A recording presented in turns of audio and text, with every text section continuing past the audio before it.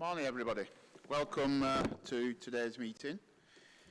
Item 1, have we got any apologies for absence? We have Councillor Mellor, Councillor Hassan, Councillor O'Rayman and Councillor Warner. Okay. Is there anybody else who'd like to register their apologies? Any colleagues?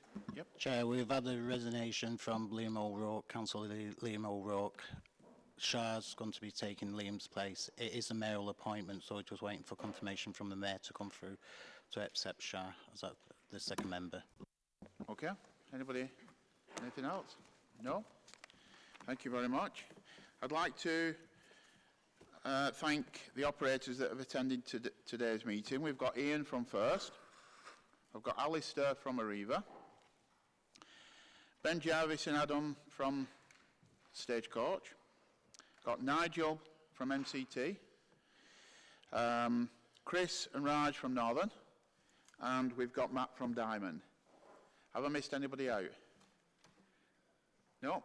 Great. Thank you very much for your attendance. So under item 2, we've got chair's announcements and urgent business.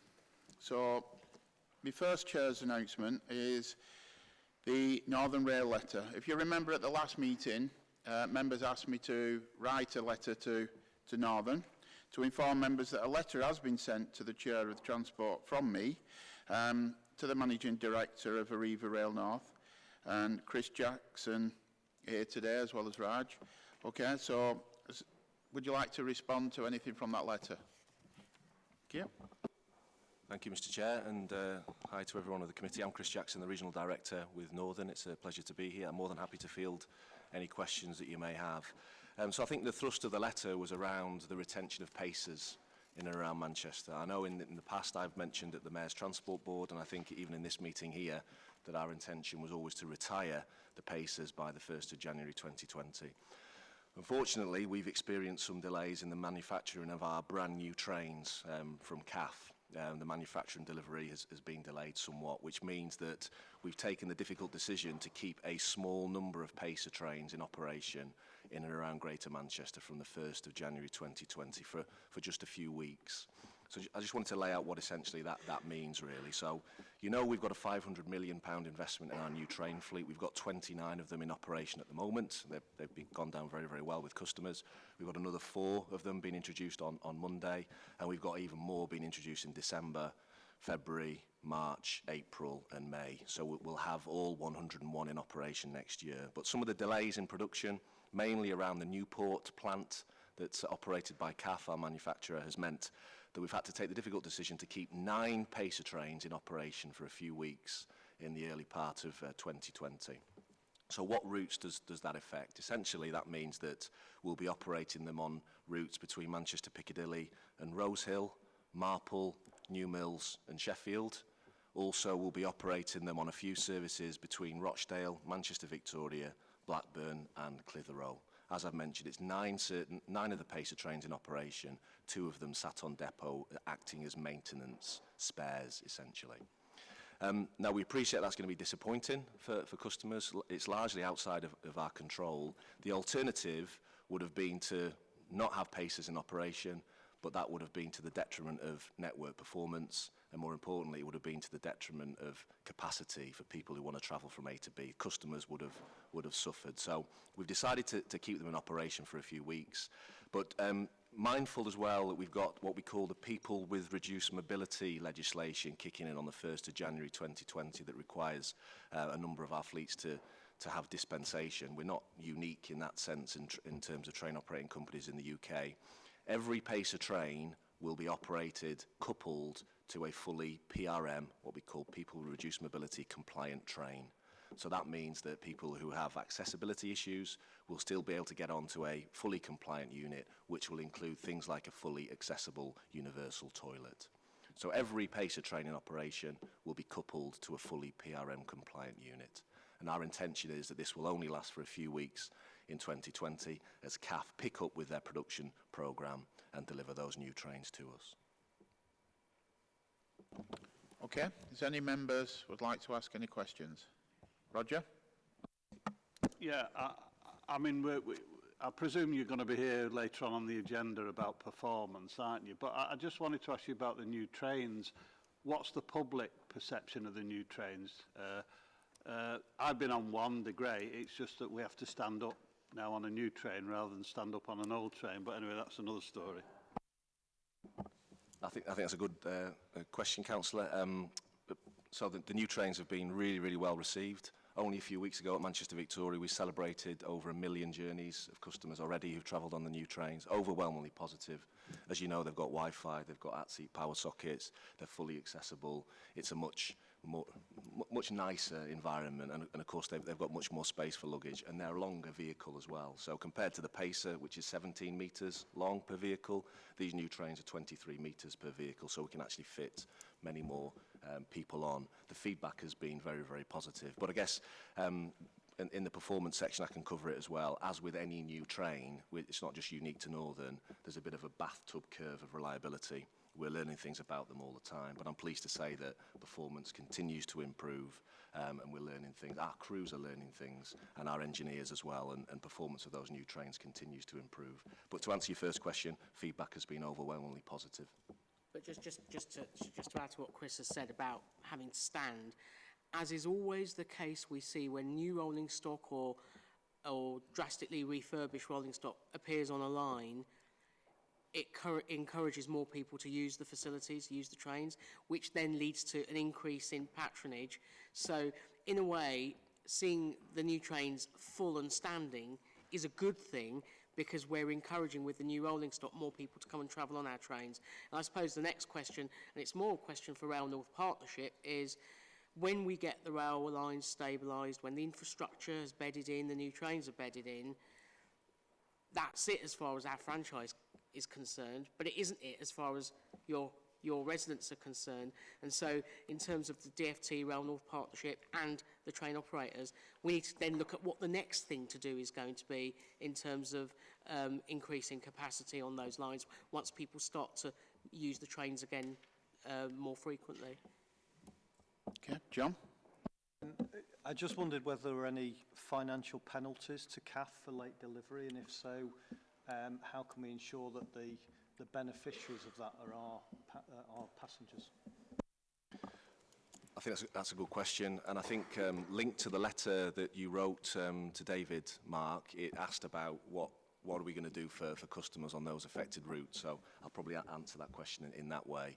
So we've worked very closely with the officers, particularly the signatories of the letter that we originally received. We've worked closely with the officers to communicate what our customer support and offers will be.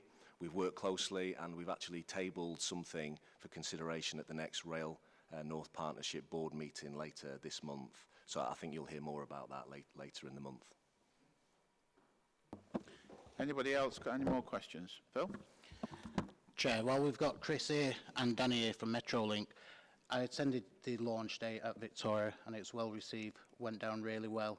And now we're getting more and more people using the trains in Rochdale. Can we now look at the ticket system where we can use the train tickets to go into Rochdale Town Centre via Metrolink?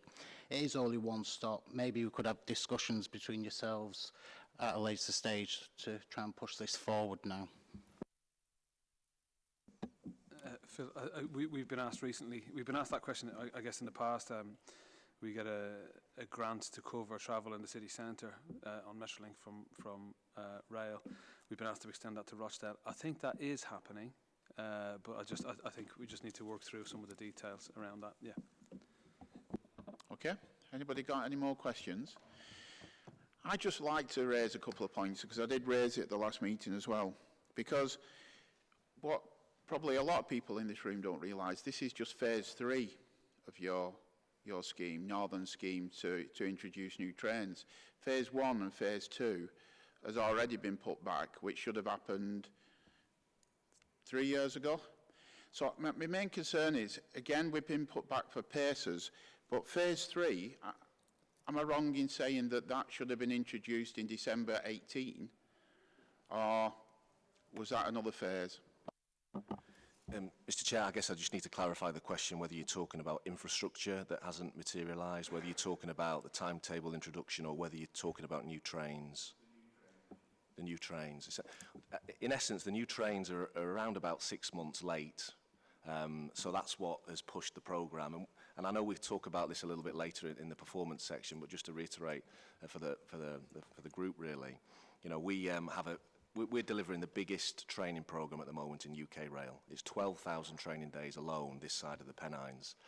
We would have ideally spread that out over a long period of time, but because the new trains are essentially 6 months late and we've got a deadline to retire the Pacers, we've had to compress that driver and conductor training over a shorter period of time, which has led to some pinch points over the summer in terms of performance.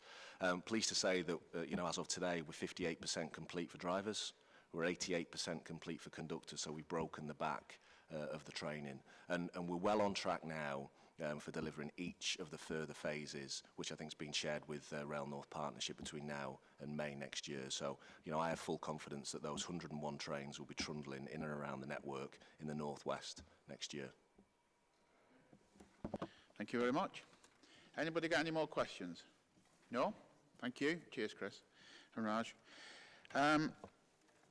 Two, I've got a Chair's announcement, another one. I'm pleased to announce that Anthony Kelly, Transport for Greater Manchester's Customer Engagement Officer, has won a National Transport Award for Frontline Employee of the Year for his instrumental efforts in helping to make fanatic Jayden's dream come true.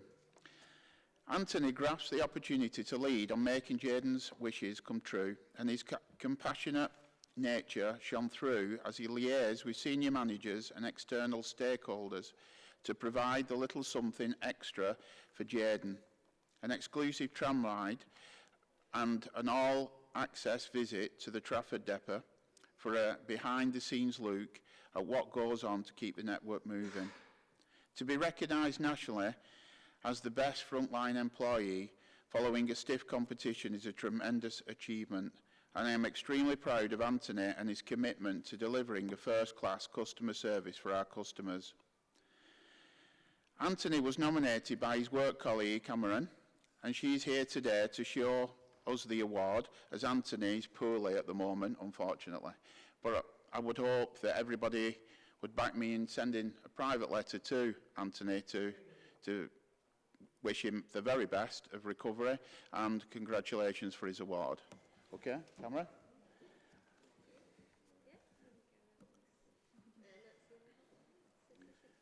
Okay, quite heavy as well. It's took 3 people to carry it over this morning.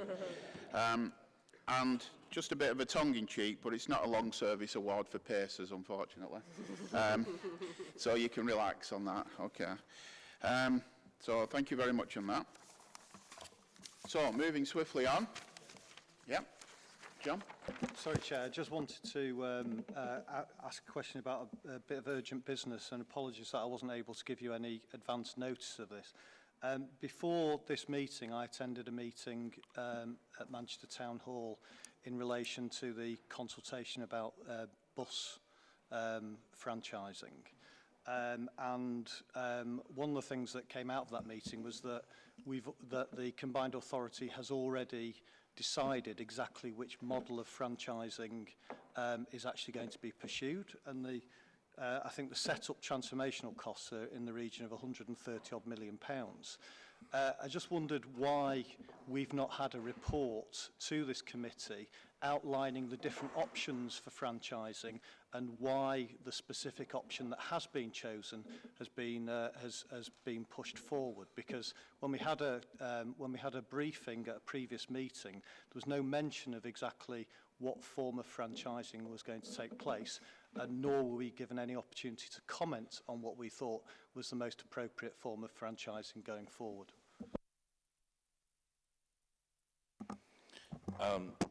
I'm not quite sure what the source of that information is, Councillor Leach. There is no decision taken as yet on the form of franchising, or indeed on whether we franchise or not. That decision will be taken post the consultation, and I think the target date for that is the end of February, beginning of March. What we have done through the Combined Authority is sought approval to deploy a sum of money in the event that we require it to move through a transitional phase, and that is in the order of 120 million. but there's no commitment to a specific form of franchising as yet. That decision has not yet been made. Well, that seems to be somewhat at odds with what I was told this morning. And I apologise if I got the figure wrong. I think it was 120-something million. But I'd like to know then how this figure's been reached without having made a decision on what type of franchising would be pursued, because clearly, depending on what type of franchising model was pursued, would actually have an impact on how much the transformational costs were going to be. To be fair, John, I think you're supposed to go through the chair as far as putting it through as an emergency item.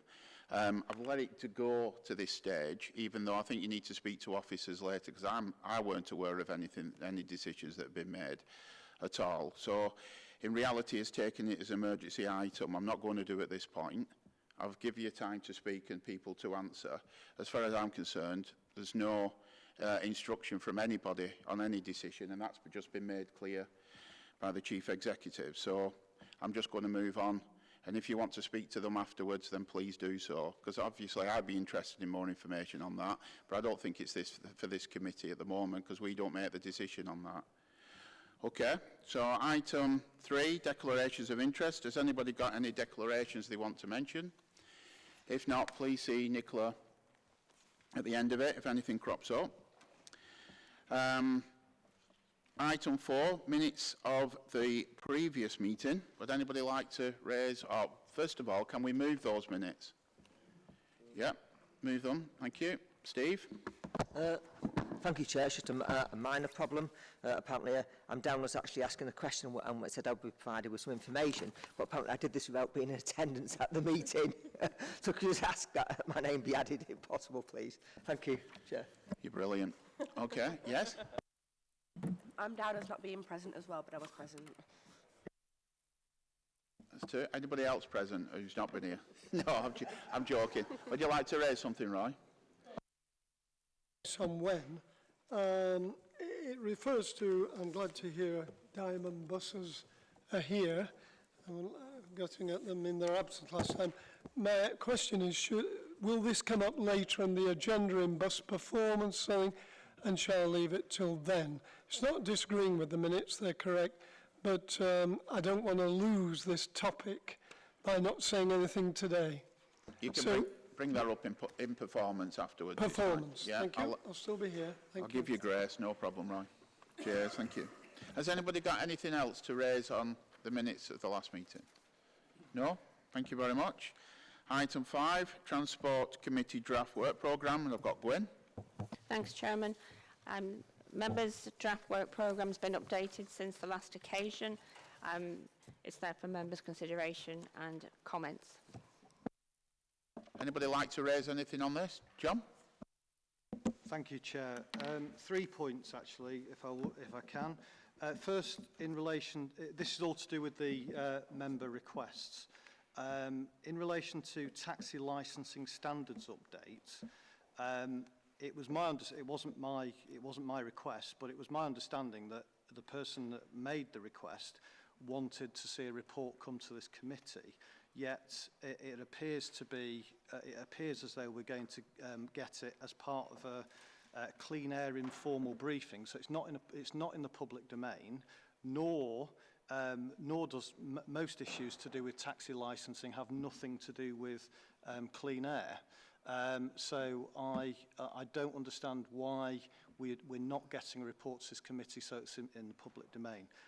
Similarly, in relation to the Manchester Airport Transformation Plan, a separate committee visit to the airport is planned. Now, that's all well and good, but again, that's a private meeting, it's not in the public domain, and a request was made to have an update on the Manchester Airport Transformation Plan. So why are we not getting that? And then finally, the misuse of on page 24, the misuse of bus lanes was to be covered in the report, in the road safety report. I'm not quite sure what the misuse of bus lanes has necessarily to do with road safety, but the report that's come to this meeting, unless it's exceptionally well hidden, I can't actually see any reference to the misuse of bus lanes in that report.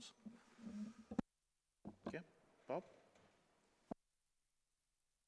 With regards to the first two, we take those offline and check to see what the understanding is after, if that's okay with Nicola. Yep.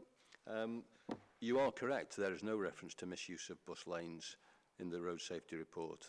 Two should not be in there, so we'll follow that up and bring it back. The thing that concerns me is that members have specifically asked for reports to come to this meeting, and then from making those requests, there is a different interpretation by officers as to how it should be dealt with. And my understanding is that it's members that actually decide what they want to come to this committee, not officers. So I think in future, if we ask for, if the decision of this committee is to have a report on something, we should have a report on it. It shouldn't then be decided to be shoved into an informal briefing or in a separate meeting that's not in public. I agree, John. That will happen. Anybody else got any? My apologies. Okay, thank you. Anybody else got any other thing to raise on this? No? Thank you very much. Item 6, Bus Annual Performance Report. I've got Alison. Thank you, Chair. Good morning, everyone. This is the first report we've brought to this new Transport Committee on bus performance. It's covering performance of the bus network overall between September 2018 and August 2019, with a particular focus on the subsidised network. Overall, from observations across the network, we are seeing some improving trends. So, for example, in terms of reliability, but also some declining ones. So, for example, around punctuality. Punctuality does, however, remain above target, and it's also worth noting the significant scale of some of the highways, work on the highways network, over the last 12 months, particularly in the regional centre. The subsidised bus network makes up just over 16% of the mileage across Greater Manchester, carries around 10% of the overall patronage, and that's across more than 500 contracts operated by more than 20 operators. Overall, on the subsidised network, lost mileage was 0.34% over the period, which is beneath the industry standard of 0.5%, and operational performance was also positive overall. We've also seen a decrease over the last 12 months in the number of comments received about subsidised services. The report also contains information about the way that performance measures on subsidised contracts are scored and used to generate a supplier rating. That's generated for each operator, and the ranking of the individual operators are included in the appendix to this report, with some further detail in Part B as well. In addition, we've included in the report some information about trends in crime and antisocial behaviour. We've seen an average of 301 incidents reported over the period through the Travel Safe Partnership per month. And finally, the report also contains some information about Our Pass, which allows the 16 to 18-year-olds in Greater Manchester to access free bus travel alongside the other opportunities that scheme provides. And we've also included some information about recent initiatives linked to how we ensure social value from the bus services across Greater Manchester. Happy to answer any questions on the report that any member has got. Okay, I've got Roy first. Okay, Roy. Thank you, Chairman. Sorry to go on again, but it's similar to what I was saying last meeting, I think supporting Councillor Burke at the time. And this time, it's two things. One is GMT's lack of information at a bus station, namely Bury. There don't seem to be any staff, so you're waiting, as we were the other day, 2 hours for a 471 or a 98, and hundreds of people.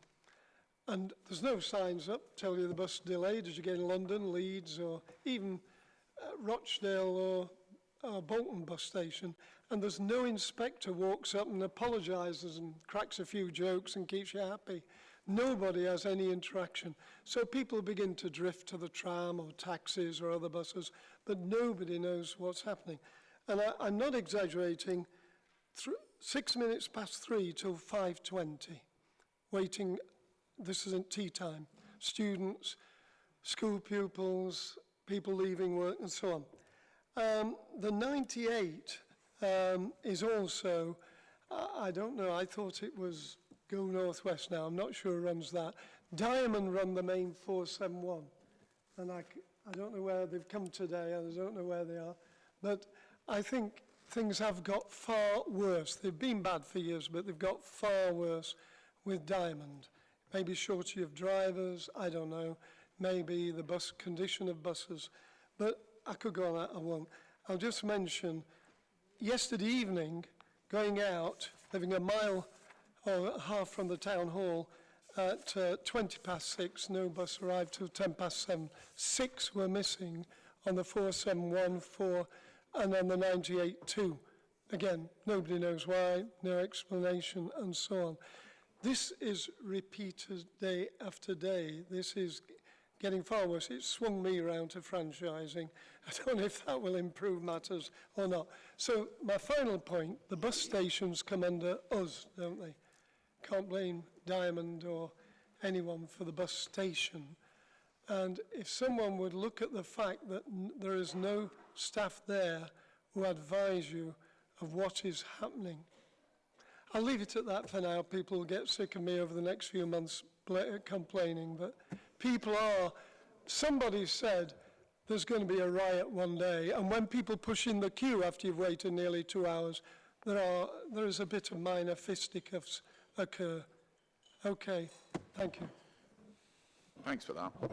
Is any of the, I know Diamond's not here, but are the all Diamond services? Oh, sorry, you're you're in. All right, Matt, sorry. Do you want to come back in then on some of those complaints? Cheers. I mean, we're 11 weeks into the takeover.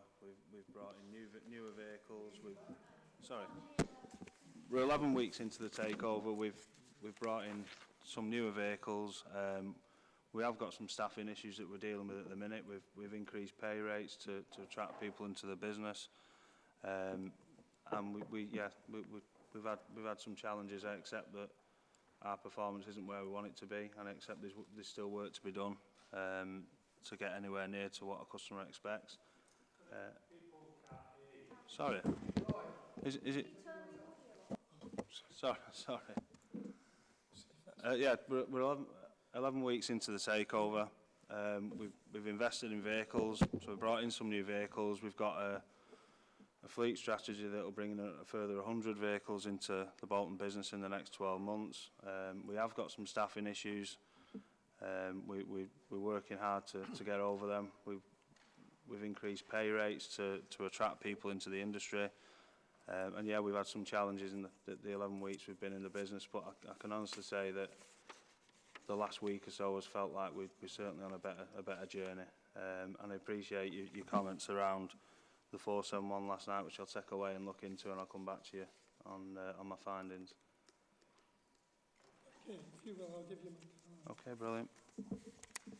Okay, was there another service from Go Ahead, was it? Okay. Have you got anything to come back on that? Or? Sorry, I didn't pick up the day that you had problems with the 98. Wednesday. Wednesday. Week. Yeah. 2 hours without a bus. So I'd have to specifically investigate that case, but this week, I think everybody would agree, has been horrendous for traffic congestion across Manchester. And I think it was Wednesday night, the night that there was the motorway incident, where everything then spilled over into the city. And I think it wasn't just the 98. I think the whole bus network and the road network were completely up the Swanee. And I think it went beyond the wit of the drivers and inspectors to keep on time. And I'm guessing everybody who was car driving, whatever their form of transport, was disrupted on Wednesday. But the general issue of reliability and punctuality is well taken. We've worked hard at the depot, and I believe that our punctuality compares very favourably across Manchester, as does our operated mileage. So I don't know about that specific service, but the general standards I had thought were definitely on the up. But let me look at that specific service for Thanks for that, Nigel. Will you contact Roy specifically and then give him... Okay, right. He'll come back to you direct with that. Can I mention one quick point without boring other people? But it's not unique to the 98, and we've written about it as a party and so on. Politically, we've written from our area for years that these routes are too long, right? Too long. The drivers don't have time to the toilet break and so on. There are issues there. But they go from Manchester out a long way round, winding round different estates to get to Bury. And there are others that do this in other areas. And we've written and suggested to be constructive, as it used to happen, that they go from Bury through Radcliffe to Whitefield and back. You can change onto tram or bus, and the new franchising may help people do this with a ticketing system. But we've suggested that for ages. Sometimes the drivers tell me they're half an hour getting out of Shoot Hill. And so they're half an hour late before they start going towards Bury. So can people look at these very long routes?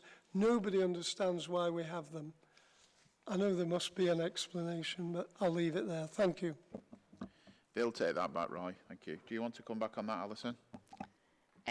Thanks, Chair. I was wanted to just assure Councillor Evans there that we will look into the sort of our staff as well in terms of at Bury Interchange and whether we can do anything to improve that from that perspective. We have been working with operators about in terms of the provision of real-time information as well to interchanges, and we're continuing to do that. So hopefully things can improve in terms of getting information out there. Ultimately, it involves information coming from the operators, and we continue to work with them as well very closely. Okay, I've got Peter first. Thanks, Chair. My question's on figure 1 in the standards performance, service vehicles. I'm a little disappointed that on the Euro standards we're still improving on Euro 4 and not making much progress on Euro 6.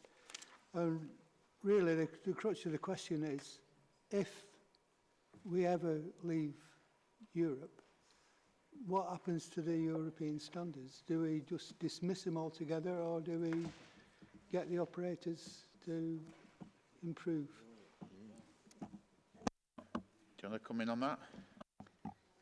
Yeah, thanks, Chair. I don't know the specific answer to the question about the specific standard, but certainly we would still be keen to ensure that the highest sort of standard was adopted across Greater Manchester and the lowest emissions. So something akin to that would, I'm sure, still be in place. I don't know the exact question about whether there being a euro. Should this be part of the franchising consultation? Or, what would, yeah. Yeah. Thank you, Chair. I want to raise a point that I've previously raised, and this is in relation to the element of this report that's actually in Part B. The report in Part B refers to according to the Part B section, that the public interest in maintaining the exemption outweighs the public interest in disclosing the information. I don't see that there's any information in the Part B item that cannot be discussed in Part A. And I think it's very much in the public interest that the information is disclosed so that people are aware of the individual performance by the individual operators.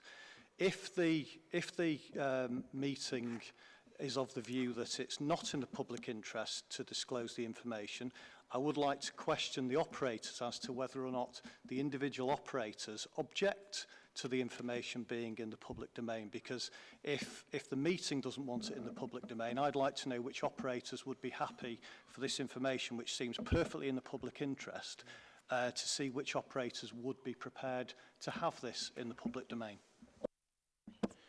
Have you got a reason for that, Alison?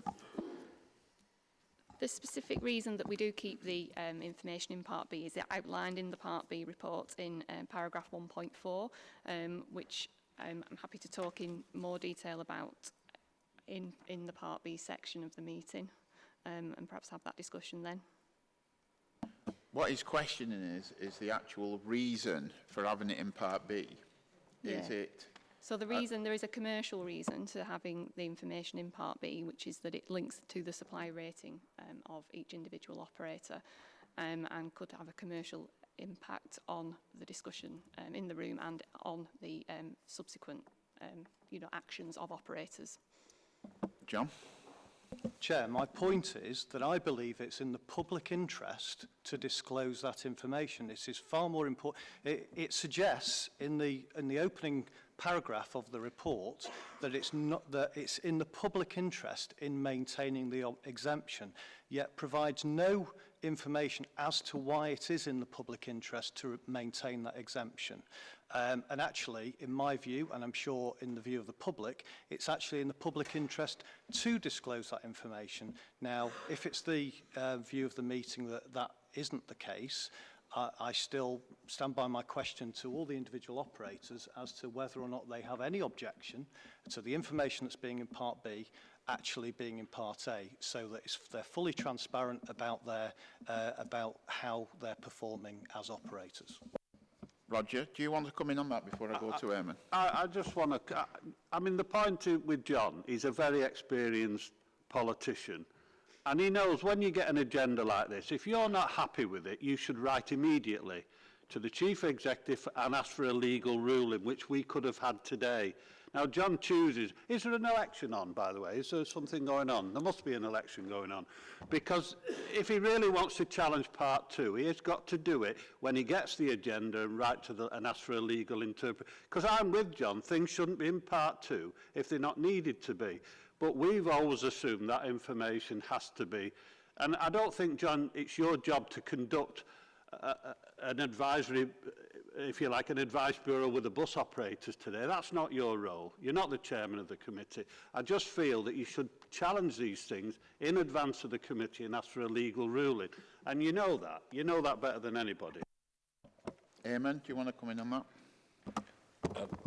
Thank you, Chair. I mean, I will ask the monitoring officer to review this, but I would point out that every single council in the room operates to the same rules, and that is that where there is information that is of commercial sensitivity to a business or to an individual, it is not disclosed in public debate. The information that is in Part B is not shared with the operators. It is derived from information that they give to us, but we do not share across all operators with operators the relevant performance of individuals. We'll take a view from the monitoring officer, but that the reason why it is in Part B is exactly the same reason it would be in Part B in a report to any of the councils in the room. I'll give you one more. Yeah, I just want to come back in relation to what Roger's just said, because giving another example, when I questioned why we were receiving a document as a briefing paper rather than it coming to the committee as a report, I didn't get a single response from anybody. And it went to every single member of the committee saying that in my view that should actually come as a report so that we have the opportunity to challenge the operators, and this is in relation to the cross-ticketing arrangements in the north, and actually it is on the agenda, it's on one of the, it comes into one of the reports. But I didn't get a response. So I think it's perfectly reasonable as a member of this committee to bring in the public domain concerns about decisions being made that it's not in the public interest to provide that information. And it may well be that it's commercially sensitive and the operators don't want it to be disclosed, or how well or how badly they're doing to each other. But the fact remains, it's still in the public interest. And nobody has provided any evidence to suggest that it's not in the public interest to disclose that information. So it's perfectly reasonable for me to make that request. And if the decision is not to put it into Part A, my question still stands: which operators actually have any objection to it? And as far as I'm concerned, both Eamon and Alison has given a good enough reason to keep it in Part B. Eamon said that he'll check ready for the next meeting with the monitoring officer to check with that, and I'm going to move on as far as that's concerned. So, Sidra? Hi, mine one is quite quick, and echoing what Councillor Roy said as well. The delays on the buses are not just with Diamond or Goners, obviously Stagecoach as well has issues. And I wanted to say that our pass for 16 to 18 has been a great success. I got teenage daughters and they said all their mates love those buses and using the buses. The only issue we have if the children are waiting there for half an hour, 40 minutes for the bus to come, they'll bring the parents, please can you come and drop me because I'm going to be late. So I'm just wondering, and the apps as well, I think there is an app where they can check how long the bus is coming, and they said sometimes it says half an hour away or 15 minutes away and half an hour later is still the same. So is there some way for the bus operators also, well, particularly it's the Stagecoach, when they can give the real updates on how long the bus is coming, so we just don't avoid children being stranded for a very long time or getting their parents to drop them or using the Uber? Yeah, okay, thank you, Chair.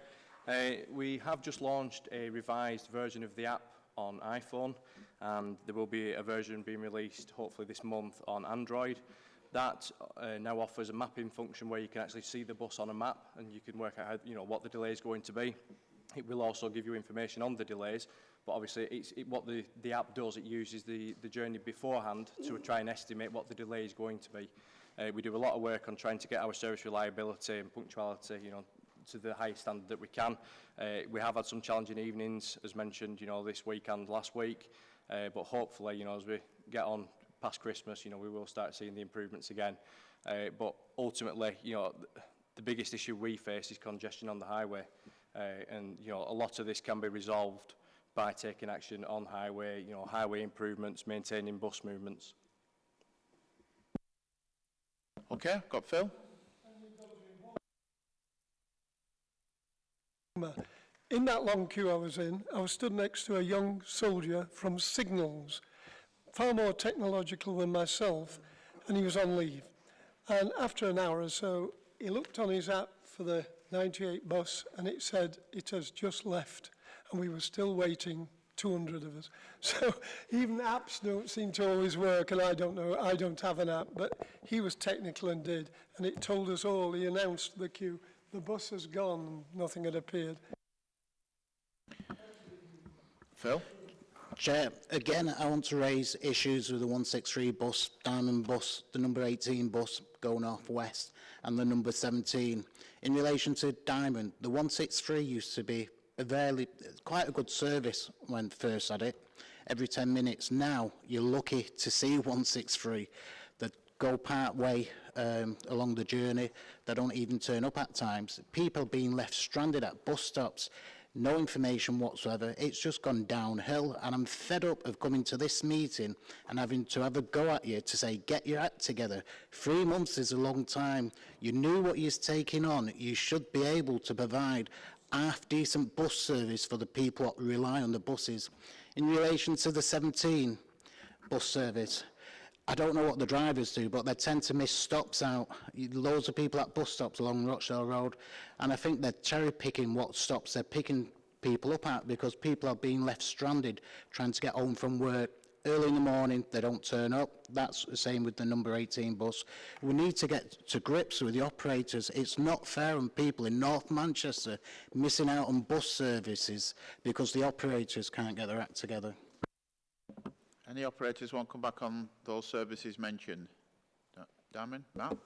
Yeah, I'll take the 163 concerns away and look at the performance over the last few weeks. Like I say, we certainly turning a corner in my opinion. Staffing's still our biggest challenge, but we're covering that off with overtime, and if we need to get agency drivers, then that's the steps we'll take. Our performance hasn't been where it needs to be. I can't hide behind anything else other than we've not performed to the standard we want. The 163 is one of our best routes, so we don't want customers disgruntled. We want to operate the service that we've purchased not so long ago. So I'll continue to strive to deliver what it is we know we should. If you can liaise with Phil as well on that, I appreciate it. Cheers, thank you. Anybody else on the other service? No? Yeah, Nigel? Just I completely accept that reliability and punctuality are important. When we do customer surveys, those always come out as the single most important thing to the customer. So completely agreed that punctuality and reliability are top issues. To put it into context in Manchester, I can only speak for our own performance, 0.7%, or to put it the other way around, 99.3% of journeys all operate. So very approximately for every 300 journeys that should operate, about 2 get missed. So the general level of reliability compares well with the rest of the industry. Punctuality is tougher. So typically we managed punctuality, that means the bus arriving broadly on time, no more than 5 minutes late, on something like 85, 86, 87% of occasions. And so that is a tougher gig to keep the buses on time, even though they depart on time. And I think you've got to concede that the level of congestion in Manchester is tough to contend with. And I think our job is to work with TFGM as best we can to tackle that, because it sort of goes beyond franchising or deregulation. We've got a tough gig to do with it. And I think the councillor made a really good point here that where buses are running late and we have got problems, we've got to convey them well. Because sadly, even on Wednesday, and yesterday, this week, when the state of congestion in Manchester has been so bad, I'm not sure all bus users have appreciated why they're stuck. Because unlike some car drivers who've usually got the car radio on and are aware that there's traffic problems, I think you can be waiting for the bus and not be aware of the extent of the problem. So great feedback, and I'll promise to write to Councillor Burke and keep him updated. Yeah, Chair, I don't accept it for 1 minute about congestion in the city centre. The 17 bus doesn't go into the city centre, it goes on the outskirts. So how can you actually miss services out early morning when there's no congestion and then in the afternoons as well? It's unacceptable. You can preach to the public and they'll accept you, the statement you've just gave, but people sat around this table fully understand where you're coming from and they don't accept what you're saying, because it's unacceptable. The 17 from Rochdale to Shoedale, no congestion because we have bus lanes all the way down Rochdale Road, so there's no issues there. We need to get to grips with people missing buses and buses not turning up. Yeah. Can you speak to him afterwards on it, on a private way? Okay, thank you. I've got Sean.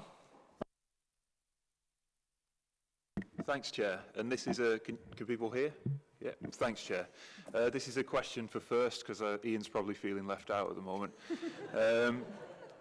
So I was grateful for First and TFGM officers who came in to engage with me and some other members at the council when they were planning the service changes in Oldham. And it relates to something that Councillor Walker from Bury said about the length of the journeys that some of the routes are making. I was supportive of the intention to partition the routes which were serving Manchester and beyond Oldham at Oldham Town Centre, and the anecdotal evidence of my own personal experience is that that has improved reliability. I just wonder whether it's, there is any evidence to back that up, whether you've had any feedback on the changes, or whether it's too soon to say. In particular, on some particular services though, some concerns have been raised with me about the 81 service, which is now reduced in frequency to half hourly. I do think there's something to be said for high frequency services. The reason the tram is so popular is because you don't have to check a timetable when you go out, you just turn up at the station and you know one's going to come along soon. And I think if we really want to grow passenger numbers on buses in areas that aren't served by the tram, then we need to think about the frequencies of the services that we're running. An issue with the 81 also is that the subsidised service which picks up those journeys in the evening, there is a 3-hour gap between the end of the commercial service operated by First at about 6 p.m. on a weekday and the subsidised service which is operated by Stagecoach picking it up at about 9 p.m. I believe. That was raised with me.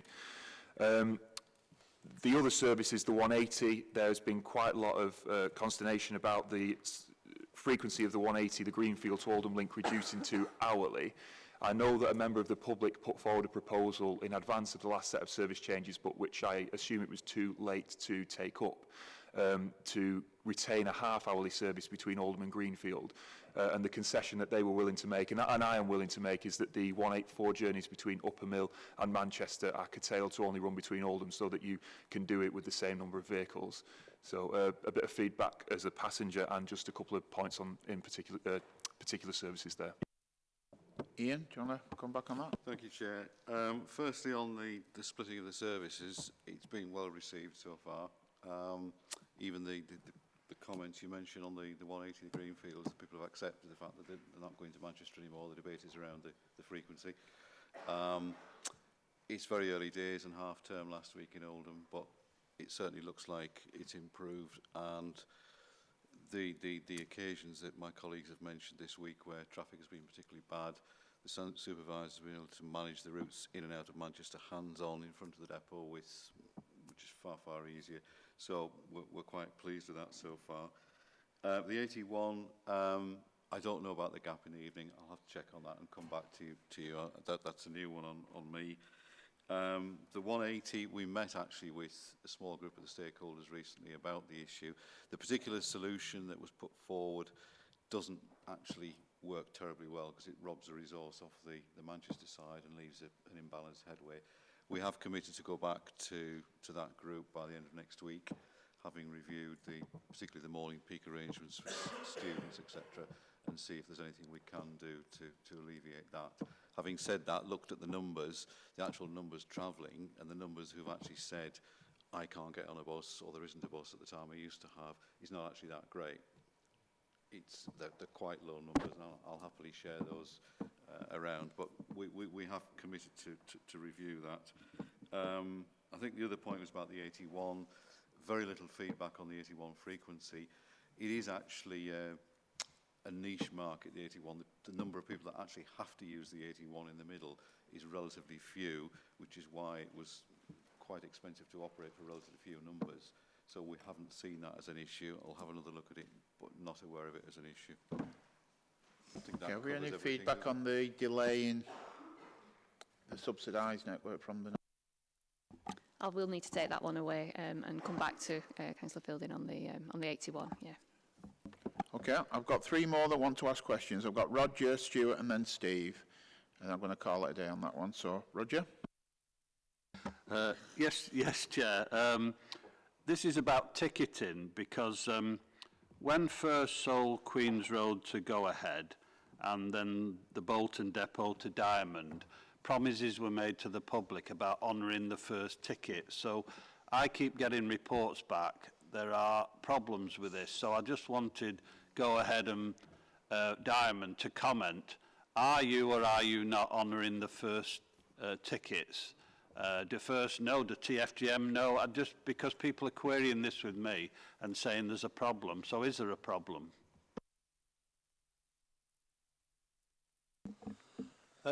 We obviously have to share ticket products and stuff via our ticket machine. So there has been, we've had a couple of issues where the products haven't been registering, but there's been no one that's not been allowed to travel.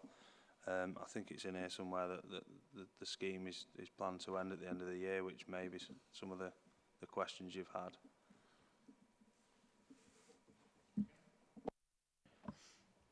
Yeah.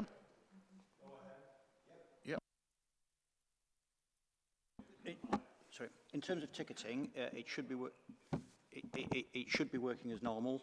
We're accepting GMTL tickets, our own tickets, and have got a transitional arrangement with First and Diamond to mutually accept tickets, which I'd understood is working satisfactorily from a mechanical point of view. In practice, the vast majority of people who are using North Manchester tickets, the transitional tickets, tend to travel with one operator. So when that ends in January, I don't perceive a lot of difficulty for customers, and I had thought that the transitional arrangements had worked fine. We've had no reports of customers not able to use tickets. And if I know Councillor Jones is very well informed, if there's been some specific issues, I'll gladly follow those up. Okay, can you do that, Roger? Okay, I've got Stuart. Thank you. The issue I've got is about the reliability of the timetables being displayed at the bus stops. I've had several complaints recently that the incorrect timetables are being displayed, and sometimes there's no timetable. They've removed the old timetable and not replaced it with the new one. And I'd just like to know how this system is monitored. The second one is the information given on the 84268, the texting service. When I use that service quite regularly, and normally it's always used to give the real time. Now, the last few times I've used it, it's only given the scheduled times of the buses, not the real-time information. And on a couple of occasions, that bus service has not actually been, hasn't turned up, it's been cancelled. And the third point I'd just like to do, can the operators please remind bus drivers, particularly on the evening services when the services are not as frequent, to maintain the timetables, because often they run it faster than the timetable times and they're not maintaining the intermediate staging points. Thank you. Okay, good points. Take those, Alison. Yeah, thank you. In terms of the timetables and the display process for that, as you can appreciate, it's a big logistical exercise. I am aware there were certain issues at the last timetable change related in a couple of specific areas related to some problems in the system, which we responded and sorted out. But I'm not aware of anything more widespread than that. So certainly any examples of that, please do feed them in and we'll look into them individually. But the process is well rehearsed, and it is something obviously that we undertake at every change day. So any specific instances I'd be happy to look at. In regards to the texting service, ultimately it relies on feeds coming from the operators that give us that real-time information in order to then issue out through that service and through our channels, and that is in place with some operators, but if there's any problems in that technically, it does revert to the scheduled time rather than the real time. So again, it might have been because of the particular operator service, and we may not have a real-time feed for them, or there may have been a specific technical problem. But again, any specific examples, we can look into what that was. Yeah. What about the early department? You know, keeping to the actual timetables on the subsequent stages. Yep, did you get that, operator? Just use your mic and then they can hear you. Yeah, the intermediate staging timetable points, particularly in the evening services, I've found that because the buses can go faster than the timetable, they're not waiting at the bus stops until the scheduled time for leaving the bus stop. So they go in too early? Too early, okay. All right. Message received. Okay. There's an old saying in the industry that there might be a reason to run late, but there's never a reason to run early. Yeah. And,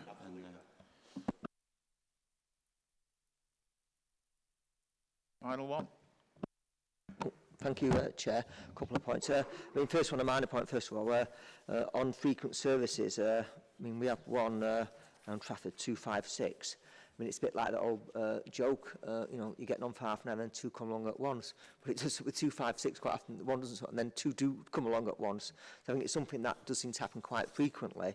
But obviously, I'll just leave that one particularly noting, and obviously I'm sure the operators should be aware of that, and actually hopefully they'll see if they can put well, something in place to actually try and reduce that.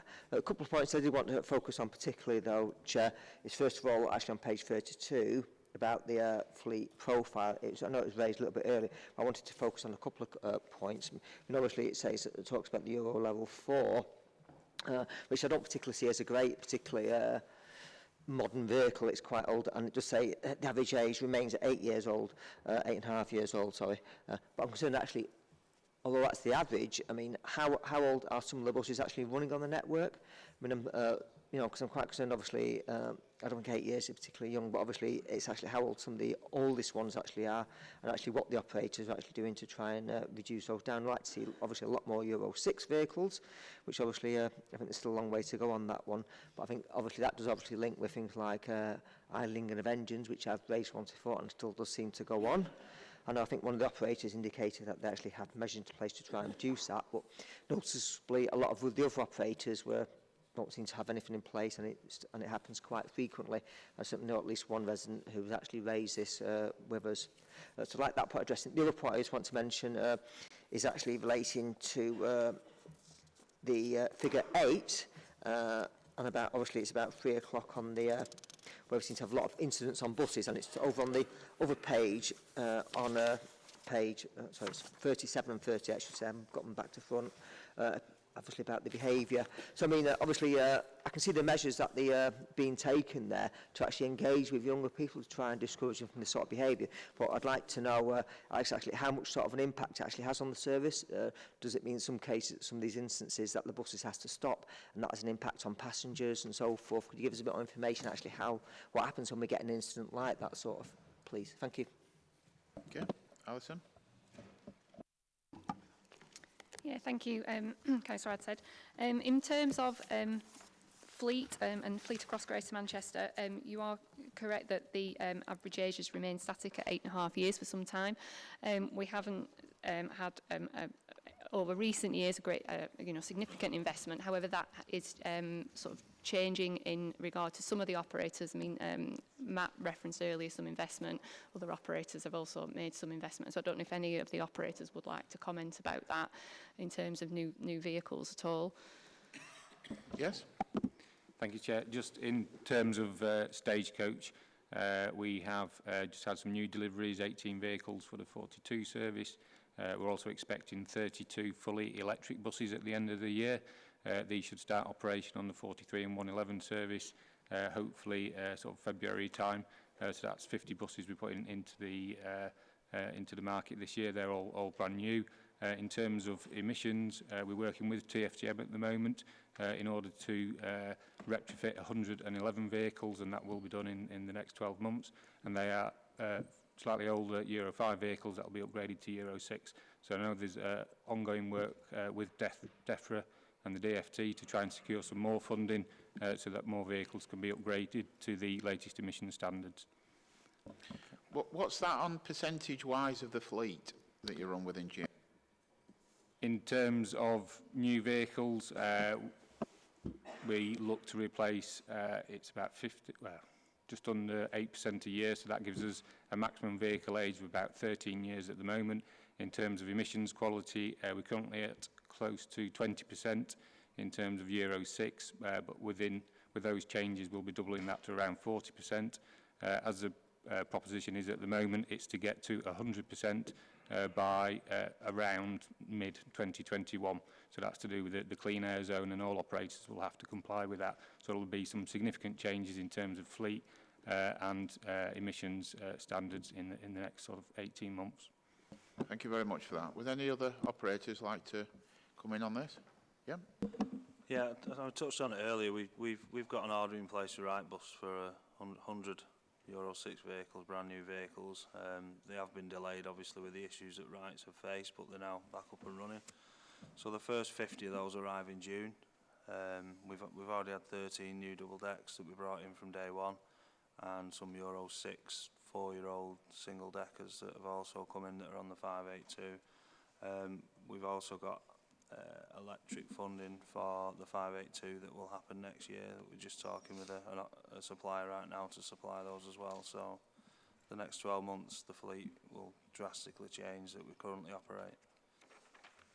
Anybody else? Yeah. Yeah, and likewise at Go Ahead, Councillor Aldred, we've as an initial investment, we've put aside £3 million to invest in vehicles this year to upgrade the fleet at Queen's Road.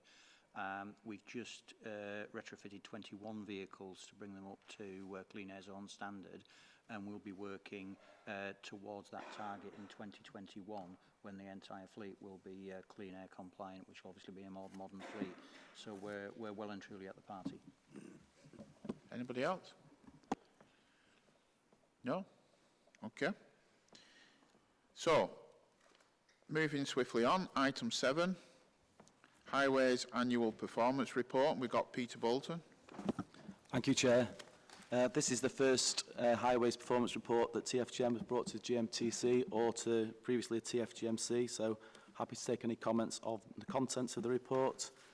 In terms of Part 1 sets out the importance of the GM Highways network to the viability of the city region and the districts, and the role TFGM plays in supporting the 10 highways authorities and Highways England. It also sets out the role of TFGM's control centre in maintaining and reporting on the transport network performance.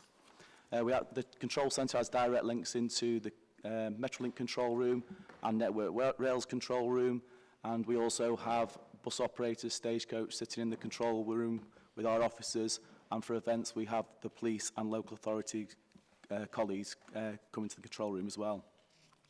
Section 2 sets down highways performance, highways network performance. The key route network, we set ourselves a benchmark of 90% for journey time reliability, and the graph at figure 1 shows that although there's been an increase from September 18 to September 2019, that there's still work in progress to get to that benchmark. And 2.2 sets out the performance of the strategic road network, and with that information being provided by Highways England. 2.3, we talk about the causes of the delay. Wednesday PM is the worst day on the network, and the major cause of delay on the network is roadworks, accounting for the period between March and September this year, with 65% of delays caused by roadworks. In terms of Section 3, we have identified the major schemes that are happening across the districts or are in the pipeline for development. We've also given a brief overview of the Streets for All programme and spatial framework and the Mayor's Challenge Fund, about how all those will impact on the highways network. Section 3.56, we highlight the work of the UTC design engineers, working with colleagues in the districts to introduce cycling and safe cycling and walking schemes at junctions without impacting on the vehicle the vehicle capacity of those junctions. And there's a image of some work that's starting next week in Manchester at Royce Road. In section 4, we look at highways operation and traffic signal availability through the Siemens contract. And section 7, pleased to say that they are meeting their targets. We also talk about adaptive traffic signal controls, and this is where traffic signals react to the conditions of the road and how we're investing in more of those adaptive traffic signals across Greater Manchester. We've also done some work that's identified at 4.3 with Stagecoach on the A6 bus priority route, which takes the location data from buses and then enables traffic signals to recognise whether buses are running late so that they can get through traffic lights more easily. And we're pleased to say that's been successful with limited impact on other side roads. We're also doing some work as part of the Mayor's congestion deal about assessing green light time for pedestrians. Predominantly we're doing this in the city centre, Manchester city centre at the moment, looking to roll that out across GM once that trial has finished. Section 4.5, we look at the key route network asset management and the work that we do with local highways authority and managing that asset base. And there's information there on the condition of carriageways and structures. Under 4.6 and 4.7, we look at what we do in terms of traffic network incident management and demand management, how we try and get commuters to think about how they travel, whether they can remode, reroute or retime or reduce their journeys. We are using new software so we can directly input information to SatNav and onto Google, whether if there are any delays or any incidents that we need to advise motorists or people, motorists of any network problems. And we also use 60 variable messaging signs across Greater Manchester, use those to give both information where there is an incident on the network, also to try and give travel demand information to advise of upcoming events as well. And at 4.8, we set out the number of incidents that we've started looking at in the control centre since the control centre went to 24/7, and the support we give across Greater Manchester to a number of events. Happy to answer any questions that members may have. Okay, any members want to ask any questions? I've got Phil first. Cheers, thanks, Chair.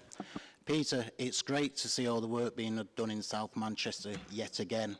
Are you going to come out of your bubble and start working on the north side of Greater Manchester? For example, I've not seen anything in the report reaching out to Rochdale or even Bury.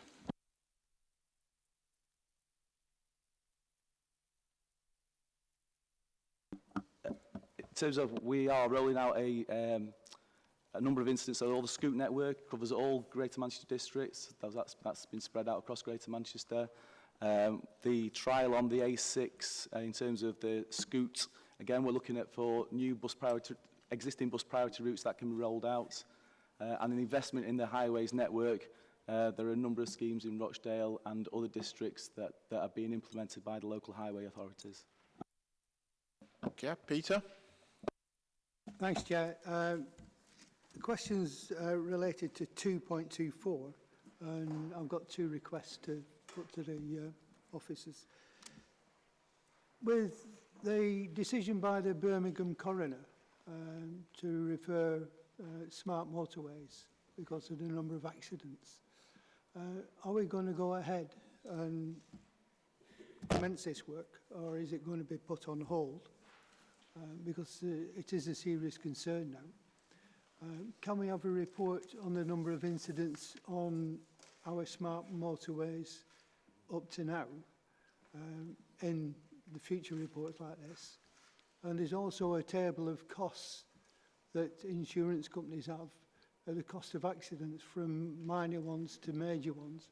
And several years ago, a fatal accident was costed out at costing over about £1.75 million. I think that would benefit members of the committee to have that scale of cost. Thank you. With regards to Highways England SRN, aka the motorway network, we don't have access to all the detail that you're requesting there, Councillor Robinson. We do have a quarterly meeting and we will request again if we can get further granularity and bring it back. John? Thank you, Chair. Two points I want to raise. One is in relation to the cycle fund, the £160 million funding. At a previous meeting, I can't remember whether it was at a TFGM meeting or whether it was a TFGMC meeting or whether it was on combined authority scrutiny, but Chris Boardman suggested that he wanted to see where new roads were being built or remodelled, cycle lanes introduced on all new estates and all new streets. And clearly there are some major routes that are being done and made reference to in this report, including the Great Ancoats Street in Chorlton, in Manchester, sorry, where cycle lanes aren't being introduced on the remodelled streets. And in relation to Great Ancoats Street, the argument for not doing it was that Manchester was accessing money from the 160 million from the combined authority on other streets that were parallel to Great Ancoats Street, and therefore it wasn't necessary. Now, it strikes me that local authorities are accessing money from this fund and then using that as justification for not introducing cycle lanes on remodelled roads that they're doing for and paying for themselves, which seems to me to be a waste of public money if they're using that as justification for not then carrying out cycle lane work on those remodelled roads that they're doing. And it seems also to be at odds with Chris Boardman's opinion that all new streets or remodelled streets should have the cycle lane. So I just wondered how we can square that circle and ensure that local authorities aren't just simply accessing money from that fund and then choosing not to do it themselves on roads that they're paying for themselves. So that's the first point. My second point was in relation to traffic signals, and sometimes there is the highways implications of traffic signals to keep traffic flowing are sometimes at odds with local views on the need to increase the amount of time for people to cross at crossings. And there is a good example in my own ward in Didsbury where attempts have been made to introduce longer times for crossing as part of a route to school. It's been knocked back because from a traffic flow perspective, it's considered not to be appropriate to increase the amount of time for pedestrians to cross. I just wonder how we square that circle when pedestrian and cycle safety should be higher at the top, higher in the pecking order to traffic, when locally there is a view that something needs to be done, but then decisions are being made about traffic flow, which says that they can't make those decisions. Okay, thank you very much for that. Some of those things in your question one, I think you need to take back with your local council, by the way. But does anybody want to come back on the others? Really, if I could just respond to some of the points raised in respect of the Mayor's Challenge Fund for walking and cycling. I'm not going to comment on the detail of Great Ancoats Street. It would be inappropriate for me to do so, but I can assure Councillor Leach that that money is being deployed to deliver agreed outcomes in respect of cycling and walking wherever it is being used. And in fact, the accusation that's been levelled at me and at TFGM is that we're making local authorities work too hard to demonstrate the cycling and walking outcomes that they're delivering for the use of that fund. So I can assure you it's not being appropriated and misused. I'd defer to other colleagues on other elements of your questions. With respect to the second part, it's also a challenge in terms of giving the right amount of green time for pedestrians and keeping the flow going. We assess each location individually where a request comes in. If there's a particular, if you want to talk after the meeting about the particular location and get our UTC engineers to look at it, but it is trying to keep that balance of wait time as to a minimum, and pedestrian safety critical, but making sure that the traffic flows and isn't stuck in congestion, the roads aren't kept congested for long periods of time with idling engines. Okay, I've got Nathan. Two questions, one quite specific. Item 4.41, which is about this. How can we feed into this? How can we get local reports with respect to the crossing times on crossings that we are familiar with? Who is doing the work specifically? And can we feed into it, and can we know how that's going in our relevant council areas? So in terms of the green time, it's a trial at the moment, so we're trialling a number of pedestrian crossings in the city centre region at the moment, just to see what the impact on traffic of extending green times are. And then the intention is, once that finishes, produce a report that we share, and then see how we can roll that elsewhere. Okay, so that's helpful. So really, it's just sit and wait on that one. And the next question, which perhaps it might even be any other business, but it's cross-cutting with respect to this report. In that, see, the spatial framework, we've got a horizon of 2040, and with respect to roads, etc. But then on top of that, going back to the previous report, we're querying the reliability of 163, 98, 256.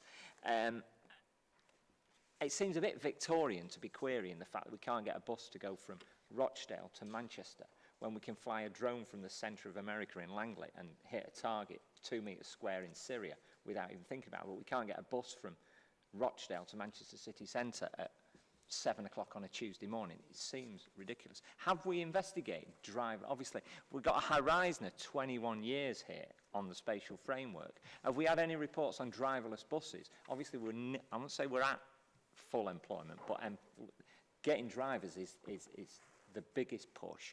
Have we had a report at any point, obviously I'm new to the committee, about the concept, if we're putting stuff in the roads and doing signals, of introducing driverless buses, which would, no doubt, solve that problem. But we're going somewhere totally new in 21 years' time, and we seem a bit Victorian about we're receiving reports that are a bit the here now, and our horizon just isn't. I don't know where we would bring that in. That might be a work programme. I really look to you, Chair. Is that something? Is that within our remit to really say? I just don't think it's ambitious enough, to be fair. I suppose it's connected with the 2040 strategy, isn't it, as well? But we have been personally invited by Stagecoach, where we tested some of the driverless transport, and it went quite well on the day, apart from the rain. But everything else went quite well. Alison and I attended, didn't we? So, yeah, they're out there. Whether technology is advanced enough to bring it in on the road network yet, waits to catch up, I think, more than anything, especially on insurance point of view, etc. But does anybody else want to raise any further? Alison? Yeah, just to reassure you, really, Councillor Evans, that we do keep a very close eye on new technologies as they're emerging, to understand them and make sure that we're keeping up to speed with them. As Councillor Aldred said, Stagecoach have currently been trialling a driverless bus for use in their depot.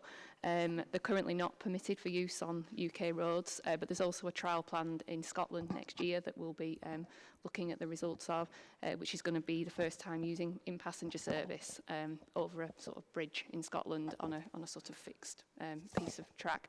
But yeah, just to reassure you that we're very much involved and understanding the new technologies as they are and what they're capable of, really, to see how they could then become part of Greater Manchester's network. And just to reassure members, we've got no plans to deploy drones to bomb anywhere. And they still have a driver on, by the way, even though they driverless. driving. They still have a driver on just in case, yeah, currently. Okay, I've got Howard first. I'm hoping this is a simpler question than some of the other ones. One, again, it's about traffic signals. So one would be the adaptive traffic signal control stuff. It is good. It's quite exciting, but sometimes when you have some real peak flows, it does throw out some interesting results, shall we say, and how it alters how junctions work. And I'll just speak about 2 sets of lights in my own part of the world.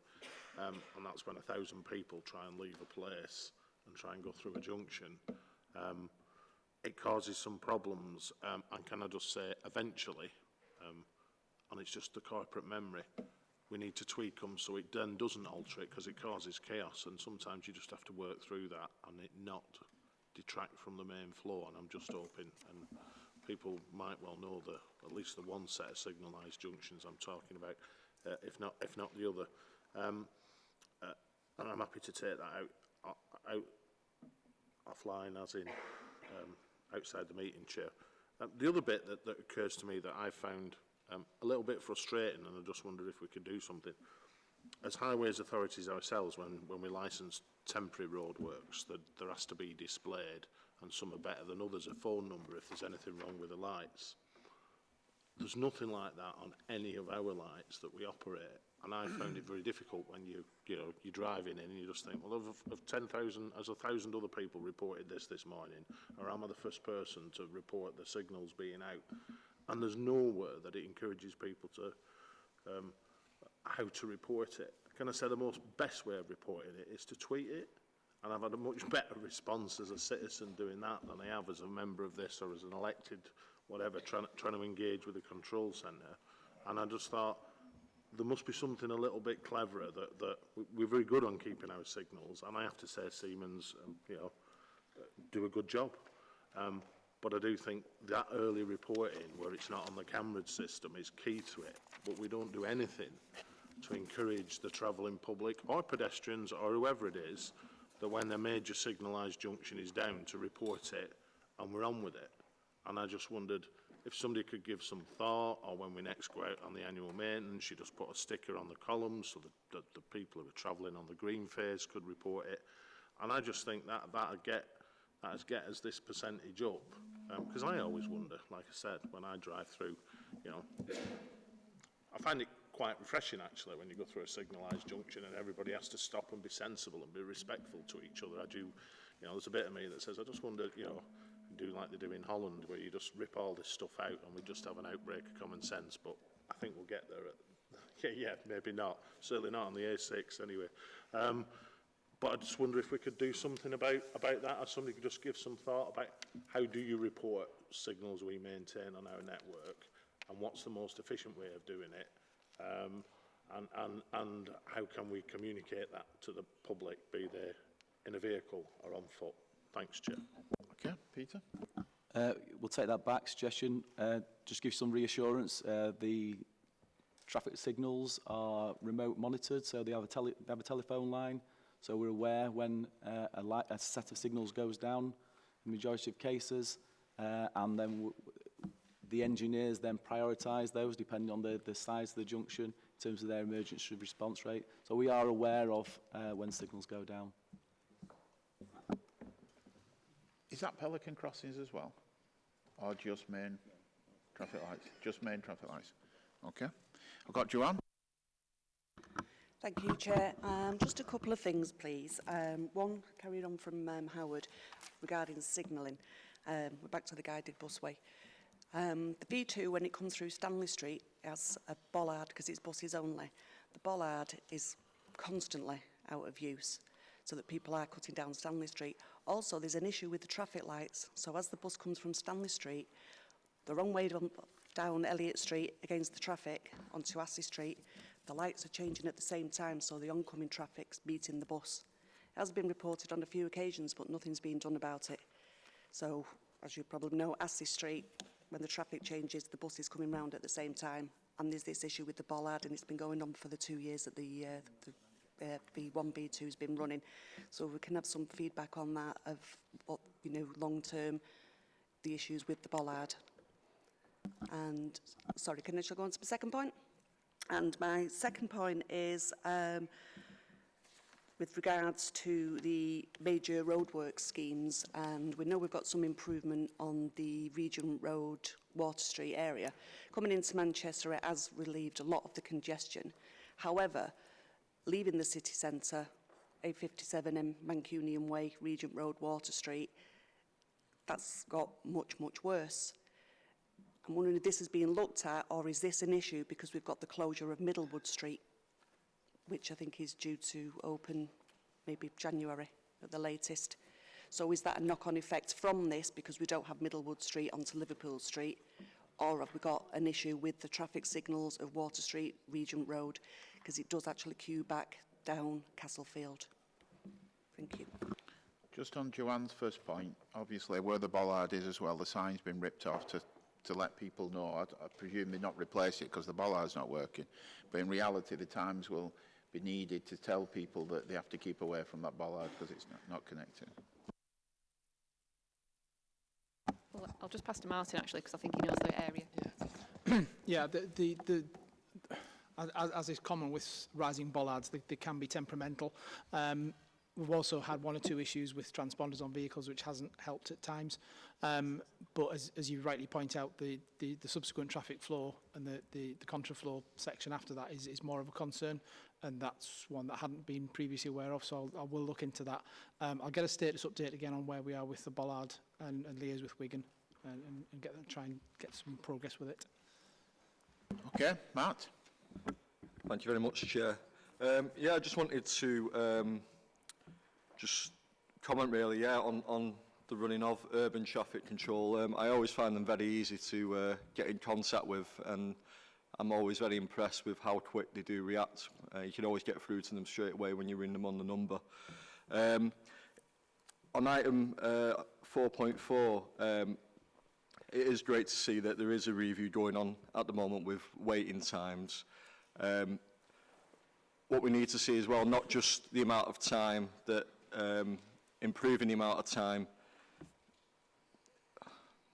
crossing the road, but also how quick the lights turn to red. I mean, again, I'm really impressed with the urban traffic control and TFGM because I'm meeting an engineer on the A6 next week to review all of the traffic lights crossing the A6 from Stockport Library up to the town hall.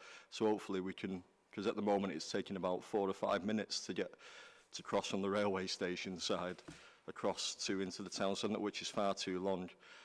So yeah, I am impressed with how flexible TFGM engineers are being and thinking outside the box and meeting, you know, councillors on site.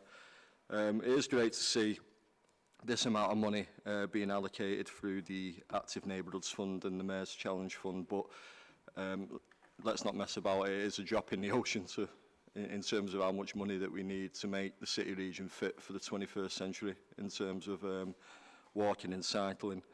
I do have a question for yourselves on implied zebra crossings. I don't know if you know about them, but basically I know Chris Boardman's been running a big campaign going to the Department for Transport to get implied zebra crossings approved. Do you have any news on the update? Is it sat in an inbox on a pile of paper and on a tray in the DFT, or are we close to getting a result on? Because they'll make a huge difference for walking, especially in our ward. Thank you very much. We, through the Mayor's Challenge Fund, we've engaged Transport Research Laboratories, and they're, as requested by the DFT, they're reviewing how implied zebras would work, what legislation changes might be needed, trying to do some trial sites and reviewing those trial sites with a view to building up that case for bringing them in. So there is a head of steam behind it. We're working with the DFT and TRL and with district colleagues to try and prove that this would make a bigger advantage to people who are walking around Greater Manchester. But are we near getting a date on when that'll be done and we can start implementing them at all? So I'm minded to hide a couple in my ward and hope that no one finds out about them.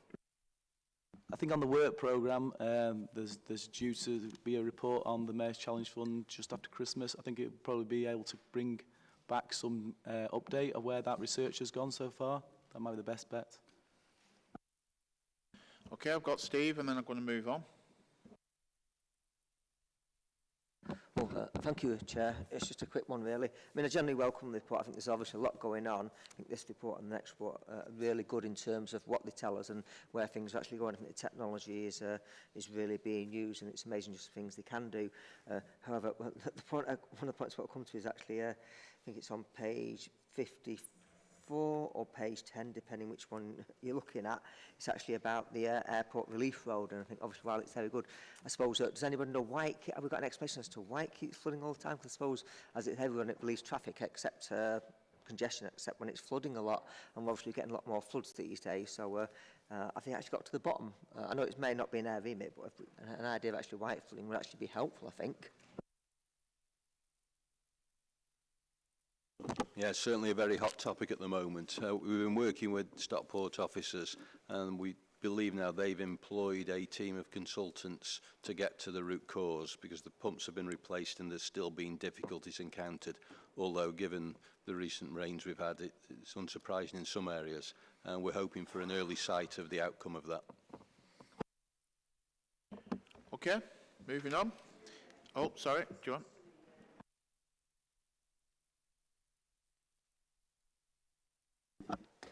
So the work on Middle Way will be contributing to the problems. We're seeing an increase in volumes going westbound, which I think was your point. It's going out of town. So there's an increase in volumes since the work started.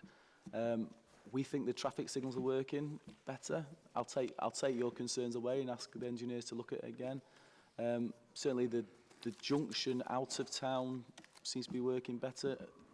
Coming in, as you say. I wasn't aware of any problems going out, but we'll look at it. Okay, thank you. Can you liaise as well with Joanne as well after smashing? Okay. Thank you very much. Item 8, highways and congestion update. Bob? Thanks, Chair. This is quite a short report on the basis a lot of the detail was covered in Highways report presented by Peter. Some of the key progress that's been made is around managing the network traffic flows. That's through use of additional CCTV, traffic signals optimization using new smart technology. It's not something you can see happening. It's not new kit that is visible, but it does actually make a difference. We've certainly come at it also from the human factors side on travel demand management. Peter mentioned it in his report about the principle of the 4 Rs, about remoding, retiming, rerouting and mainly reducing. We've seen a big difference in the morning peak. Morning peak, since we started to do the travel demand management, has moved to an earlier phase. It's probably about an hour early we see now, the peak starting to build up compared with 2 years ago. And that's had some success. It's interesting to hear about the Regent Road one, because what we've done is increase the capacity at Regent Road Junction by 10 to 15% with the recent works. The difficulty is that the demand is out there. As soon as that space becomes available on the highway, more people use it. They go back to that route, and that puts strain on the routes towards that route. The next steps are shown in section 4. I won't go through in any more detail because I think we've covered some of the items, but happy to take any questions. Any member got any questions? Roger? Bob, you know, in terms of the beginning of the report, you're talking about the population growing. You're talking about large student population, international visitors, lots of new homes, new jobs, you know, all the relevant things. The one thing that you don't mention is how many vehicles are on the road currently in Greater Manchester. And, for example, you know, if you do when you do the next report, could you sort of tell us how many vehicles were on the road in Greater Manchester 20 years ago, 10 years ago now, and more importantly, what's forecast for the next 5 or 10 years? Because all the forecasts I see say that we may have better buses and taxis and newer electric vehicles, driverless things, and also, but the number of vehicles is going to keep growing. That's what, and therefore, if they are, then congestion is going to keep growing on the roads, unless, of course, people start using public transport. So there's a bit, that's a big issue. Secondly, that there's an Highways England who are a very mysterious, what are they, arm's length government company, I think they are now. They used to be an arm's length something or other, but now they're a government company. But they're dealing with, for example, the North West Quadrant study, which we've been talking about for years and years and years, and I still don't know what effect that's going to have on our roads and motorways. The only final thing is the Transport Select Committee at its last meeting gave Grant Shapps, the Transport Secretary, and Highways England a real going over, to be honest. And they did it on smart motorways, and they were able to prove that the smart motorways were just not working effectively. There was a lack of cameras, people who break down were putting their lives at risk and so on. And I just wondered whether you were able to send members of this committee either a transcript of that select committee or at least how we can access, because I think members of the committee, it's worth reading, you know, what was said by members of Parliament. So much so the Transport Secretary said he would review the Smart Motorway programme.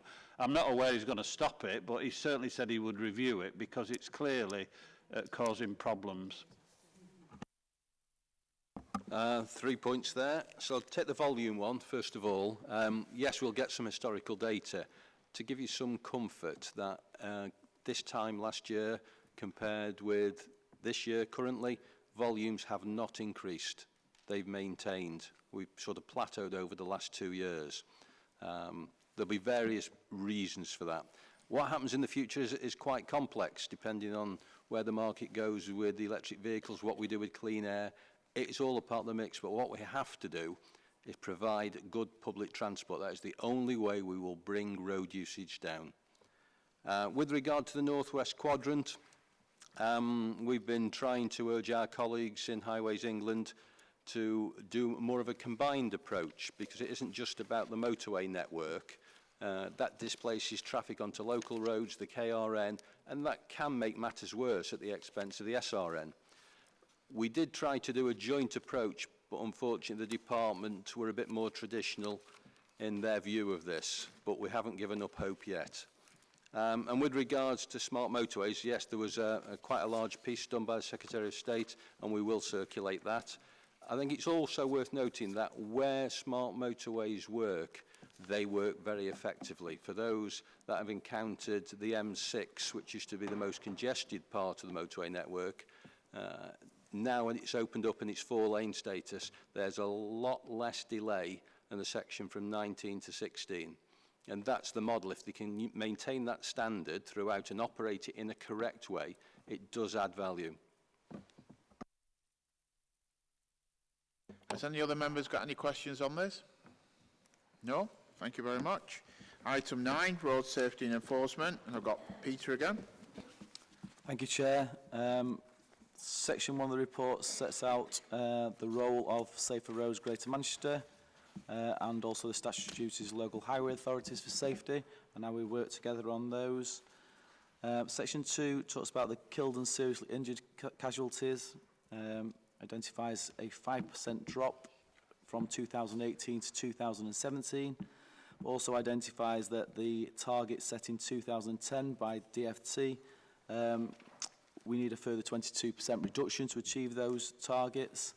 I think whether we achieve those targets, we're probably comparable with the rest of England, where those forecast reductions in KSI is unlikely to be achieved, predominantly because of reduction in road safety programmes and road safety activities and enforcement operations not being sustained post-2010. Section 3 looks at fatal casualties in Greater Manchester, identifies that in 2019, the rolling 12-month figure, it's 60, which is higher than previous years. We plateaued sort of around the 50 mark. In February, it was quite an unusual month. We had 10 fatal accidents, 7 of the casualties being vulnerable road users, and there was a high spike in motorcyclists in that. And we think that was predominantly due to the warm weather, uncharacteristically warm weather. Section 4, for information, we compared ourselves to other metropolitan areas. Section 5, we looked at the trend of KSIs in terms of vulnerable road users. 80% of all KSIs are made up of vulnerable road users, and they're people cycling, people on the motorbikes, people walking, or younger vehicle occupants. And we've identified the trend over a 5-year period. Last year, the trend dropped for all modes of, all vulnerable road users, with exception of motorcyclists. Section 6, we look at the factors that affect road casualty numbers, and in Section 7, we look at the advertising, the sort of like the education side of road safety and some of the campaigns that we're running. And in Section 8, we talk about Drive Safe. Drive Safe is part of TFGM that deliver national driver offender retraining schemes on behalf of Greater Manchester Police. Those schemes are speed awareness courses, smart motorway offences, courses where people are caught using their mobile phones, or driver alertness trainers. The aim of the schemes is to influence driver behaviour and support responsible road use by providing education. On page 86, there's a graph showing the number of client completions, and we're expecting 72,000 clients in 2019-20. And we're also, as part of Drive Safe, introducing quite a number of driver education courses, including minibus driver assessment schemes and taxi driver assessments that we're working through with districts at present. Section 9 talks about the new Greater Manchester Police Transport Network as part of highways, and we're working with the police in terms of the growth of that, so we can help manage the transport network. In Section 10, we identified the road safety cameras. We have 236 road safety cameras across Greater Manchester, and we work with local authorities and the police in looking after those and modernising those. We have a business case at the moment where we're trying to get funding for upgrading the replacement and upgrade of safety camera housings to digital. And there's an appendix that sort of helps members understand the various roles and responsibilities for the safety camera operations in Greater Manchester. Happy to take any questions, Chair. Okay, has anybody got any questions? Angeliki? Thank you, Chair. I welcome the report, and I welcome the downward trend in terms of people that are killed or seriously injured in the last few years. However, I am still concerned about progress being made to bring this number to 0. So I've got some specific questions. First of all, I'd like to find out under 1.12, how much is the funding in terms of interventions aimed at addressing road danger, if you have a figure at hand? Secondly, I've got some specific concerns around speeding cars. Speeding cars in pretty much, I guess, across Greater Manchester, at least in Manchester, is one of the top 3 concerns that residents talk to us about, especially on residential areas. And I know that we don't have the powers to tackle traffic moving offences. And I know that we have policing, our police force is not as big as it used to be. However, we did invest some of the increase of our council tax to increase this team and bring in 50 new officers in order to support us with that. So I'd like to find out what they have been doing, apart from sort of this GMP revised transport unit. Has there been any action out on the ground? It'd be great if you can tell us. Secondly, pavement parking. Pavement parking is an issue across the city, and it's a very, very big issue for vulnerable road users, forcing them into traffic, but also sometimes preventing them from travelling altogether, therefore increasing social isolation. So it has got a very, very big effect on people's lives. So I'd like to find out what are we doing about this, and how are we pushing the government in order to give us some powers on that. I know that the government has kicked the issue of pavement parking to the curb for too long, but I also know that a transport committee has made clear recommendations around powers and around banning pavement parking across England. Thirdly, have there been any Operation Close Pass in order to reduce the number of accidents caused by vehicles on cyclists? Because I do think that there is lots here that we're doing in terms of education. I'm not sure that we're doing enough in terms of enforcement. And lastly, I have a question around community speed watch. There are many communities in Manchester that have taken the time to get trained and run community speed watch events in order to raise awareness of the dangers of speeding and to try and help with, with this problem locally. I know that it is being reviewed. Do we know when we are going to have the outcomes of this revision? Thank you.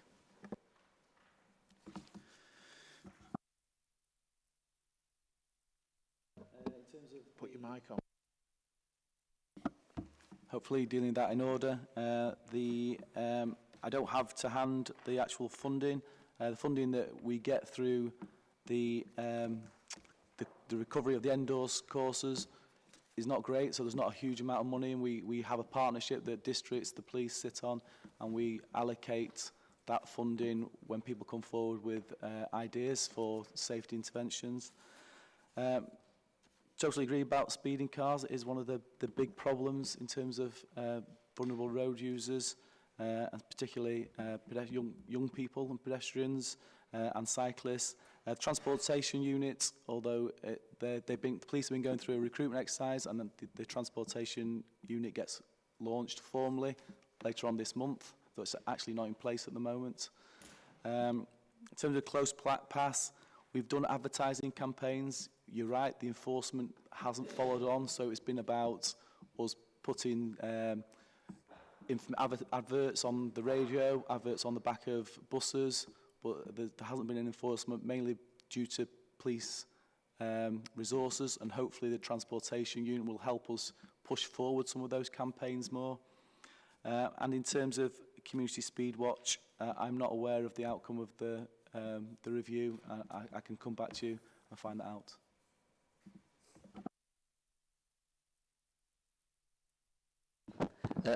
Thank you, Chair. I've got a couple of points if I can. First one, looking at round page 81, I mean, obviously, I really welcome the, like my colleague, the reduction in casualties, particularly the most serious ones, and I think it's of note and of interest, obviously, that Greater Manchester seems to be among the lowest of those as well. So I find that particularly really reassuring. Obviously, we are doing some things that perhaps other areas might learn by, but I'd be a bit more interested actually if we can get a bit more detail on actually why the casualties here are lower than other. Is it something we're doing, or is it just other areas aren't doing the same sort of work we're doing? That'd be helpful to see that. A couple of quick points I'd like to ask. On page 82, it talks about the other casualties, which I think is 21%, but I can't seem to spot the detail exactly what these other casualties actually are. If possible, a bit more information on that. And obviously, I think goes with this hand in hand of, I think everybody has personal responsibility for safety when you're out there, not just a car driver, but as a pedestrian and a cyclist. I mean, I've seen increasingly pedestrians just sort of with eyes glued to the phone, just simply walking across roads, not even glancing at what's on around them, and potentially putting not just themselves at danger, but they're putting other, not just a vehicle, but potentially cyclists having at danger. I think also increasingly I'm seeing cyclists texting and using their mobile phones while cycling down the road. And I think that them not so much just putting themselves in danger, but they're putting potentially pedestrians in danger, because many of these will be on footpaths as well as roads. And I think it's so if we do any future safety campaigns in the future, could we perhaps focus on mobile phones? It isn't just that drivers shouldn't be using them, it's actually particularly things that cyclists shouldn't be doing them, especially while doing them, but pedestrians should be taking note while they're actually walking around, to make sure that they actually do look at what's going on around them, because I think it is about personal safety, and I think we've all got responsibility for that, no matter what mode you're doing in that sense. I mean, if you sat down on a bus, I think that's perfectly fine, or a train, that's perfectly fine, but any other mode, I think you do need to take that. One other quick point I'd actually like to ask, actually on page 87, it talks, 10.1.3, talks about this potential new generation of safety cameras, but there's not a lot of detail there about them. Is it possible to give us some detail now, or maybe at a later stage, actually, how they work and what's the difference, and actually how they can actually improve safety? So I think there's 3 points there possible, Chair. Thank you very much. Peter? Thank you, Chair. In terms of, I apologise, I don't know what the other casualties section is, so I'll come back to you. In terms of campaigns, we do have, part of one of the campaigns we have is about everybody who uses the highway has a responsibility for other highways users as well. And we do have specific campaigns about mobile phone use, both drivers using it, but pedestrians being careful whilst using the mobile phones and being aware of their vulnerability, I suppose, if I can put it that way. In terms of safety cameras, there is a mixture of cameras across Greater Manchester, some that are traditional old, the old type, that are wet film. Some of that wet film has now obsolete, so we still have the camera housings. We want to convert all camera housings and also have some more that pick up sort of B network as well, and make those cameras digitised, so there'll be less need for people to download film. The images will be able to be picked up centrally, so hopefully that eases, sort of, it makes it more efficient in terms of getting the offender data. The first point mentioned actually on why Greater Manchester is particularly doing so well on sort of on reduced number of casualties compared to other areas, because obviously we're doing really well there. And I don't know really. There's been a change in reporting, which we referred to. There's a new reporting process that's been brought in by police forces, and Greater Manchester will have to bring this in as well. It's called CRASH, it's Collision Reporting and Sharing System. We have a risk that it will increase our reporting because it's on-the-spot reporting, so the data is more real-time. It's inputted directly onto handheld equipments by the police, and we think that it will increase the number of casualties that are reported. It's not a bad thing, it probably just creates a different picture. Suggestion there is that perhaps we're a bit behind other authorities, assuming that basically they're using something like CRASH, which I think this probably isn't the best terminology for something like this, to be honest. But yeah, hopefully, thanks for that information. I think we'll just have to wait and see on that. I've got Howard. Thanks, Chair. And you may recall this was one of the things, it's about the cameras bit, I asked for to be on the work programme, so I'm pleased there's an opportunity to do it. I think the office has already hinted at one of the bits I wanted to comment at. So, we call them safety cameras now, but in old money, these are speed cameras that give people a ticket when you go too fast, aren't they? So what I'm interested in is how much of the, and there's quite a steep criteria for getting these, so how much of our existing network is undigitalised. So in other words, we've got empty yellow boxes everywhere who aren't effectively doing the job they were placed to do. And I think a significant number of the travelling public know where those are and regularly abuse speed limits in those places. And they certainly do of the ones I am aware of in my patch and just beyond that I know aren't digitalised. Because I've sat and watched and they don't flash when people go through them at 40 and 50 miles an hour. So how much of our, I call it the yellow box camera, speed camera, is yet to be digitalised, and also is my understanding correct that we've yet to identify any funding in order to digitalise it? Okay, thank you. Peter? So, dealing with the second point first, the Safety Road Partnership digitised a number of camera housings over previous years. That's in terms of the income that came in through Drive Safe, that's reduced, so we've not been able to carry on that programme to the same extent we have had previously. And that, I suppose that's one of the benefits we put in the paper, that funding, the maintenance of the cameras really with local authorities. And local authorities cannot afford to do that, so we've been, the Safe Road Partnership has been actually making that digitisation happen. We have a bid in to digitise the whole of the safety camera network to the Mayor's Challenge Fund, because we think that will improve safety, and that's one of the steps in the Mayor's Challenge Fund in the Made to Move programme. And we believe that safety housings or safety cameras make people change their behaviour. In terms of the specifics of how many camera housings are digitised, the police are very keen with that information is not shared.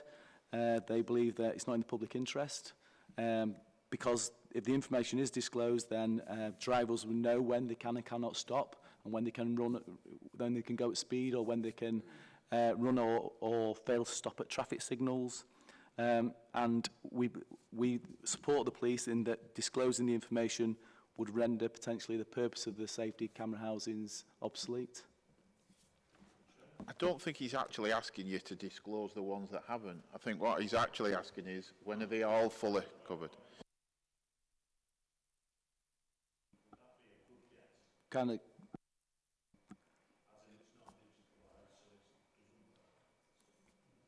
I respond to this separately in terms of asking the police that information?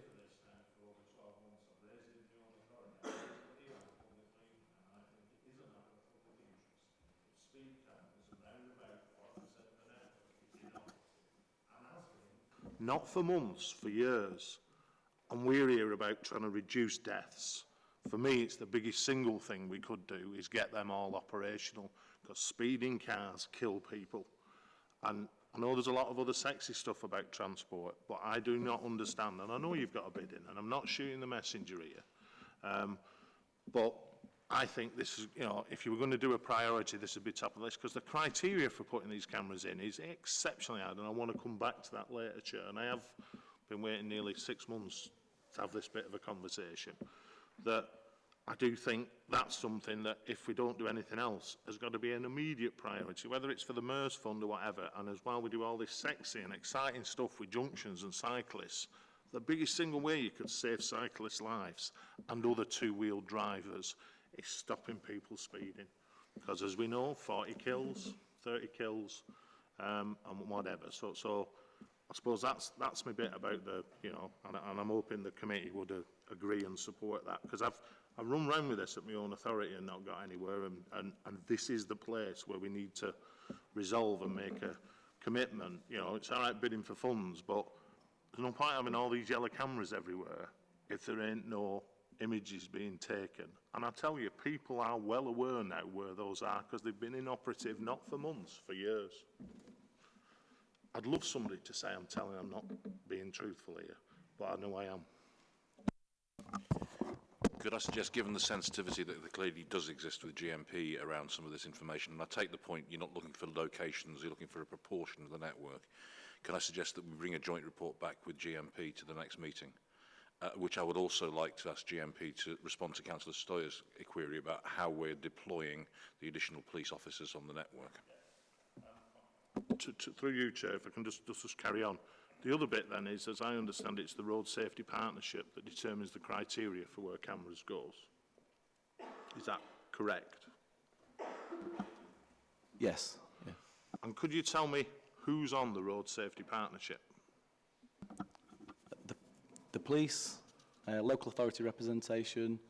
And when you said local authority representation, you mean officers, not members. So in other words, the criteria for where cameras go, colleagues, is determined by a wholly exclusive officer committee. And if you as an elected member wish to change it, there isn't. And I don't mind, but I always thought elected members should decide criteria. And I think it's a fundamental weakness in the system. And the reason I ring this up is because I've had the problem that, you know, the problem is money. So I found money to provide one of these and been told then it doesn't fit the criteria. So I then go, well, how do I change the criteria? Well, you can't change the criteria because there's no elected members on it. Catch-22, it's great, it's a wonderful system, not, and it needs changing, Chair, that I find, you know, such a strategic thing doesn't have any elected member oversight in terms of the criteria. And again, not shooting the messenger, but it is wrong that highway officers from the component districts plus the cops sit down and they decide what the criteria is.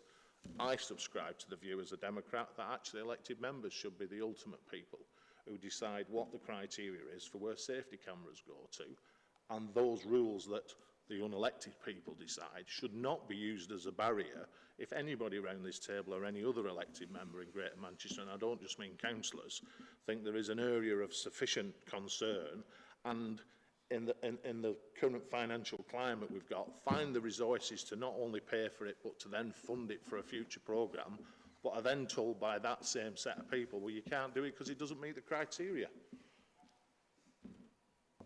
It's mad. I presumed that the criteria was based on accidents or incidents in that area. So on that point of view, then as an elected member, you can instruct your officers and the police to find out the statistics for that area, which is discussed then at the meeting. Is that not right? Does anybody? Peter? Yeah, there's a safety camera handbook, which is the yeah, that's what determined. That's based on, it's a GM safety camera handbook, but it's based on the DFT guidelines on where safety cameras are, what criteria is needed to have a safety camera. You have to look at whether there are other methods that can be put in place, like engineering methods rather than safety cameras. So in terms of the specific incidents, in terms of whether there's funding, I can't answer you honestly. I don't know that incident. But in terms of the membership of the Safety Road Partnership, it's never had a member on whether that's the right or wrong thing. I leave for this committee to decide. I don't think it's a decision for this committee, to be fair, but on that point, Eamon said that he'll bring it back with the police issue for discussion. Is that the case? Yeah, and I think what we can do at the very least is make very, very clear in public with members what the criteria are that are currently being applied, so that they can then be commented upon, and those comments can be taken into consideration in any review of those criteria. That's something that I think we can certainly commit to do. I think the other issue is to find out on the ones that are not being used but are there, in reality, when are we going to end up filling them with cameras? So, you know, we need to know what lengths they're going to make sure that happens. Sorry. One last thing, go on. Yeah. So again, I have got the road safety. It's a fascinating read, and actually that's in the public domain, so I don't have my problem is what happens when it doesn't fit that criteria. So as it says here, you've got community concern and community speed watch suspended, which might be two other options you went down with if you got an issue with speed in traffic. You've done all the physical measures you can do. There are no other highway measures. Regularly, on the occasions you manage to persuade the police, and you know, I understand to monitor an area, they regularly catch between 30 and 40 people in a very short period. But there haven't been any deaths. So the reason for me with the criteria is, and I have a particular road in mind, but there must be many others. I can find the money, doesn't fit a criteria, accept that, but the criteria shouldn't be used for stopping these going in places where people can prove there is a serious speeding. And you've done all the work, and that's what it is. The other bit is, such a criteria should have some democratic oversight somewhere. I'm not suggesting we necessarily have members on the committee, but that committee should report to somebody, and it don't. It self-serves, and you can't break the cycle. So I'd welcome some of the other things about that, but also we'd be better off if we're not going to get cameras in some of these yellow boxes soon that work, actually bagging them up or taking them off, because they're bringing the rest of the network where they are into disrepute, because there's nothing worse than having something that we then don't enforce. It then gives the wrong message, and it's important we keep on top of this. So, there's some very specific examples here, Chair, and I'm sure colleagues must have them elsewhere, but there's also about if there is a significant speeding problem and people in the tight thing want to fund something, I don't see why the existing criteria should be used as an excuse to prevent that. Agree, Howard, and we'll bring it back. Okay. John? Thank you, Chair. Just two things. First, in relation to 1.1.2, at a previous meeting, we got a list of locations where money was being put into some of these road safety schemes at junctions. I just wondered whether we were actually going to get a report back at some point to see what impact the changes has actually had, whether it has had a positive impact on casualties. So, for instance, the example that I'm thinking of is, I think it's called the Seven Ways roundabout, which is in Stretford Ward. Was it Five Ways? In Stretford, there's a big roundabout where some work has taken place. I have to say, on the face of it, superficially, it doesn't look like it's made any massive difference to me, but the actual physical changes that have been implemented may well have had a very significant impact in terms of road safety. And I think it would be useful for the committee to actually see where this money's been put in, what impact it's had on casualty and accident statistics. Because if it has been a big success, absolutely fine. But if it's not, we need to then, in terms of future schemes that might get funded, we need to then maybe look at other alternative options that could have made a better difference. That was the first thing. The second thing was actually in relation to the Appendix 1 and the comments in Appendix 1 about 1.2. GMP are not in a position to disclose site-specific enforcement level data as it is not deemed to be in the public interest. This is an area where I absolutely agree it's not deemed to be in the public interest for us to find out that a camera hasn't been operational in an area, so therefore no one's been caught speeding. But I do think this is a perfect example of information that should be being provided to us as a Part B item. There's a particular example in my area where I'd made a specific request to the police because residents had complained that they didn't think that this camera had actually been reactivated because everyone seemed to be speeding and it never seemed to flash. So they just assumed it wasn't working. And the police wouldn't even confirm that it was actually working or that it had, or whether it was still not operational.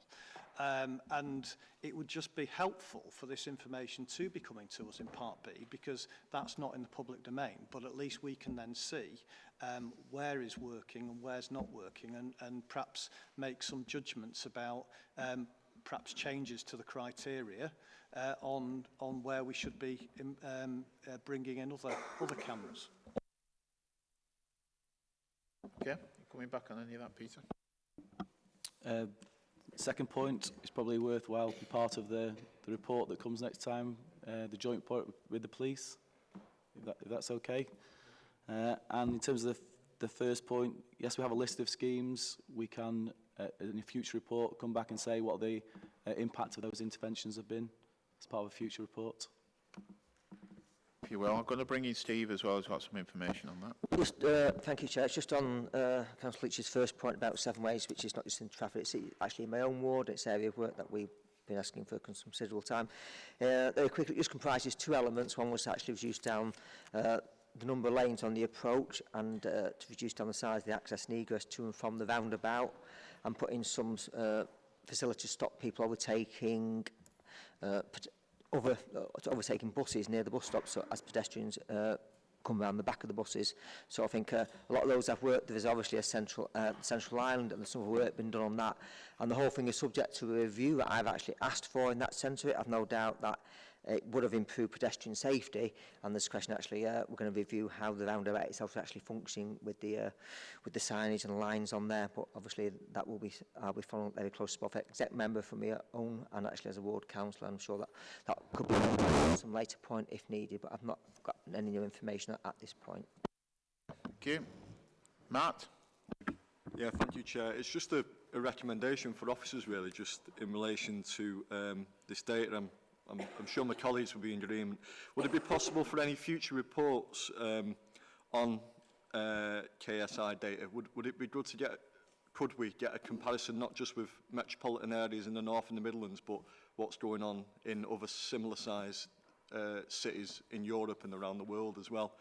I've just had a look at whether that data is out there, and it is through the OECD. So I think it would be beneficial to see where Greater Manchester is, not just within Britain, but how we're performing against other cities. But, you know, one serious injury or death is one too many. Thank you.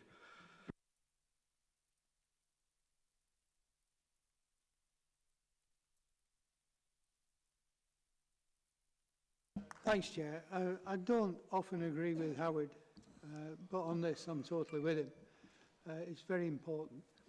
Many years ago in Tameside we had a safety committee, and I had a red light camera, and I asked the police who came to the committee how long it worked or it was operational. The answer came back 96 hours a year. I mean, that's just not acceptable. I don't see a problem with the funding for speed cameras. If I'm a driver and I've had 3 tickets in 54 years, if I go through a red light or a speed trap, it's my fault. It's nobody else's fault. The speeders should pay for the cameras. The funding's there. There's no doubt about it. And how much does a digital camera cost? Because part of the money that comes from speeding goes into safety improvements. We all know that. Well, it should be going into putting more cameras in. You're getting more income. You get more safety improvements. It's self-funding. So just to come back on that, any fines that come in go to central government. They don't go to local authorities. So that's the other argument. We can all take that at our next conferences, yeah. Of course. Of course. Roy? I want to explain. Quick question on page 81. I was shocked to see South Yorkshire had gone up like that, but they said they'd changed the way it was measured. My quick question is, are we going to have to fall in line with South Yorkshire and use this way of measurement, or we'll never have a fair comparison? The intention is that GMP do bring in crash reporting. When? Next year, is my understanding. You. That's it. I said a big question. Thank you very much. Thanks for the debate. Moving on to item 10, Transport Network Performance. I've got Bob. Thanks, Chair. It's worth noting that some of the items in this report have already been covered in previous parts, but if I pick out a few highlights, and I'll be happy to take any questions. It's worth noting that after the end of the summer holiday period, we returned to evening fixtures, and we had some big events along with the party conference and Extinction Rebellion. The actual levels of disruption caused to the transport network was minimal, and that's down to a multi-agency team that went through, planned, mitigated, and actually implemented it in a very good way. There were still some glitches, but overall, for the size of the events, the disruption was small. Metrolinx had a below par performance, and that's mainly been around vehicle, i.e. tram availability. We've had a high level of incidents of road traffic collisions which have taken vehicles out of use, and the lead time in getting those repairs executed has been excessive. Danny and the team at CAM have been working to how we can reduce and mitigate, including how we can make tram drivers more aware and be more defensive in their driving when they're on the joint running sections. Rail, I think we spoke about, but I'm sure there'll be some more questions to be brought up on, but I'll leave that to members. I think also bus, we've done some of the feedback on the performance, and highways we've equally covered.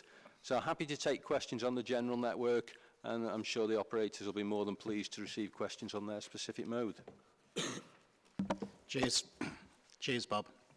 In relation to page 95, 3.7, the North Manchester ticketing scheme, I feel this is a poor outcome for bus passengers and will create confusion making journeys that require using bus services run by different bus operators more expensive, especially if they're having to pay more than once for a single journey.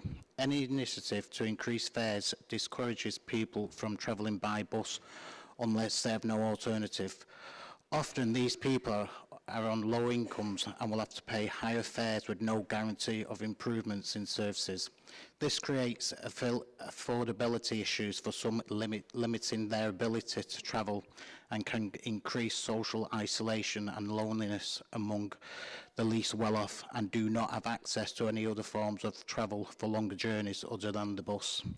Bus passengers do not care which company is operating their services, or only that the journey is affordable and covered by a single ticket comfortably and reliably.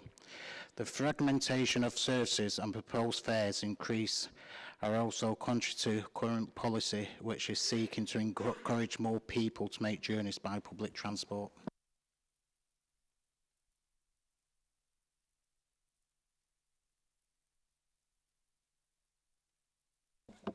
Come back on that. Any operators, for instance? No. Okay. I've got John. Thank you, Chair. I've already made reference, it's on the same issue to do with the North Manchester ticketing scheme. I've already made reference to the fact that I did ask for this to be an agenda item, and I'm glad to see that it's ended up tagged on the end of this report. But I do think we should have an explanation from the operators as to why they haven't been able to come to an agreement, because particularly if we do end up post-consultation going down the route of franchising of the buses, I would hope that these issues will have to be resolved. So surely the operators should be knocking their heads together and making sure that this can be resolved, rather than leaving customers and their passengers paying higher prices to ride on the buses after January. Just don't think that's acceptable. And I'd like an explanation from the operators as to why they've failed to reach agreement to continue with this. I've got, which operators are affected by that? Diamond, yeah. Yeah, I mean, we've met as operators. Obviously, there's a System 1 product that exists that supplies this link across our network. The challenges we faced in the early weeks of taking over the Bolton business is that no customers have moved across to our platform. So we don't have, we have very few people that are using our app because they're still using the first app. We also met as operators and discussed where that impact would be felt, and we didn't believe there was a large impact that would be felt by the removal of the ticket scheme. We obviously have aligned fare structures that we obviously want to put our stamp on the business that we've purchased, and that is restricted by the fact that we're all aligned on everything that we do at the minute. So it was seen as an opportunity to want to get close to our customers and their patterns and their trends of travel by encouraging them to buy our products.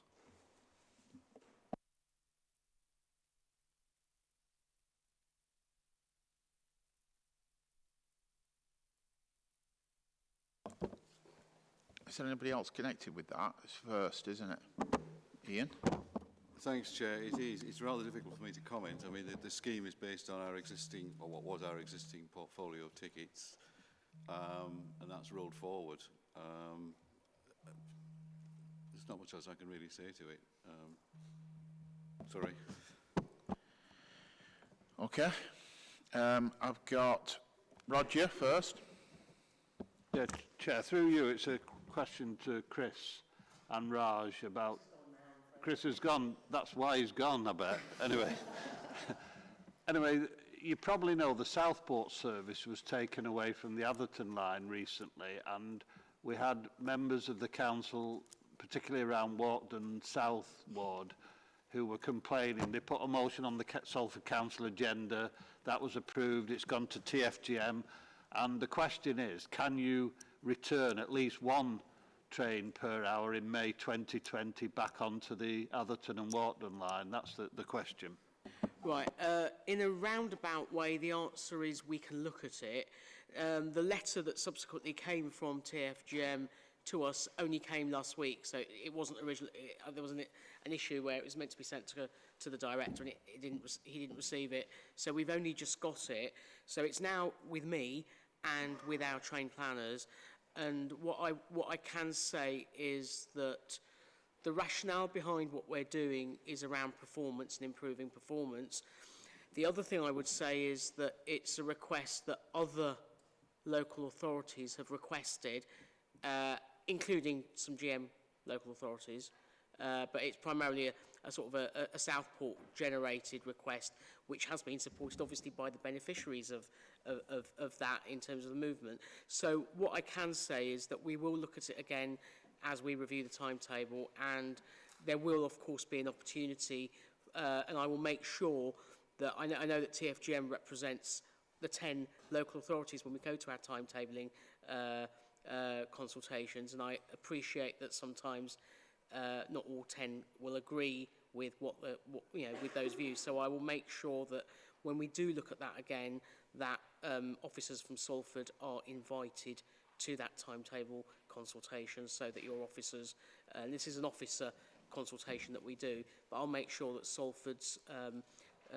transport team are invited to the next round of consultations we have for the next batch of timetable changes. Just say, I mean, I appreciate the fact that when you move rail services, you may benefit one local authority and upset another. I appreciate that.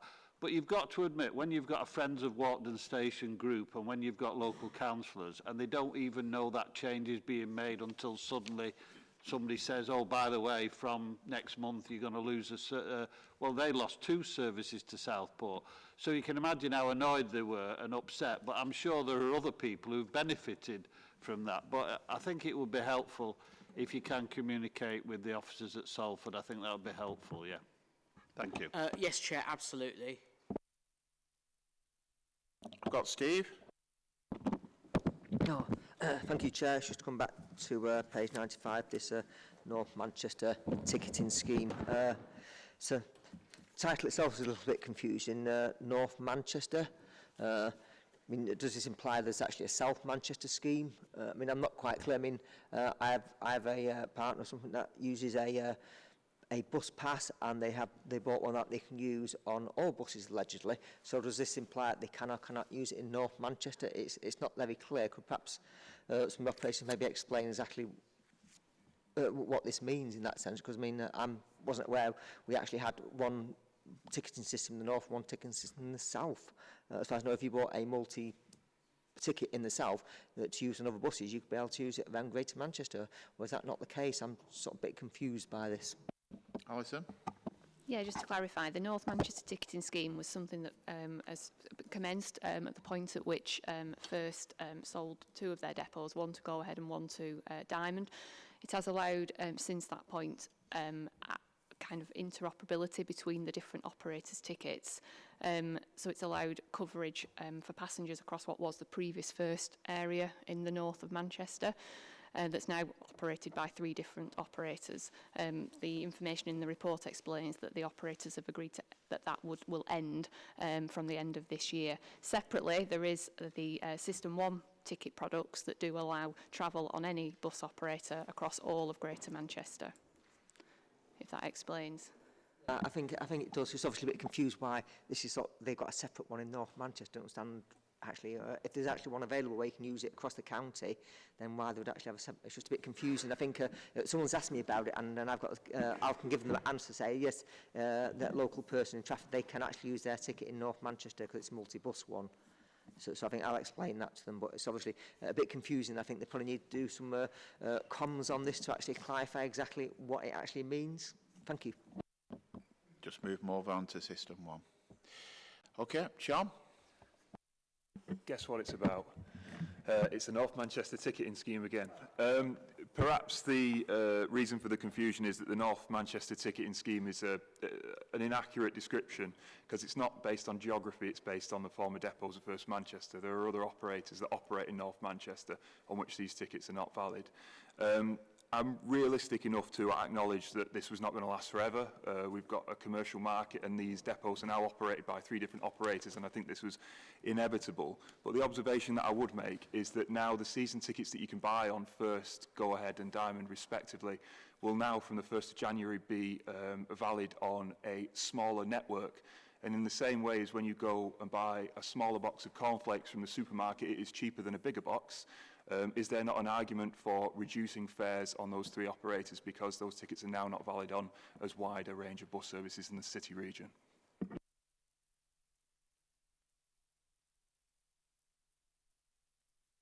Who's going first? First should go first, are they? Of your pay grade. Thank you, Chair. Yes, superb question.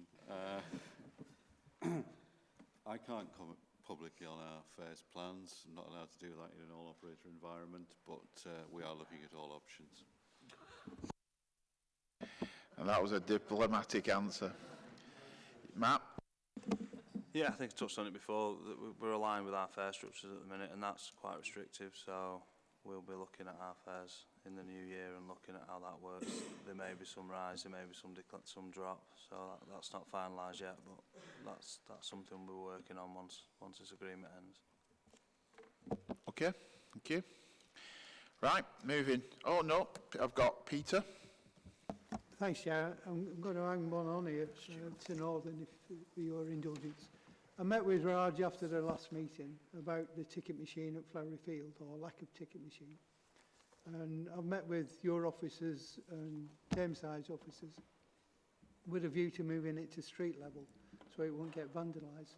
And you've not got back to me yet. Thank you.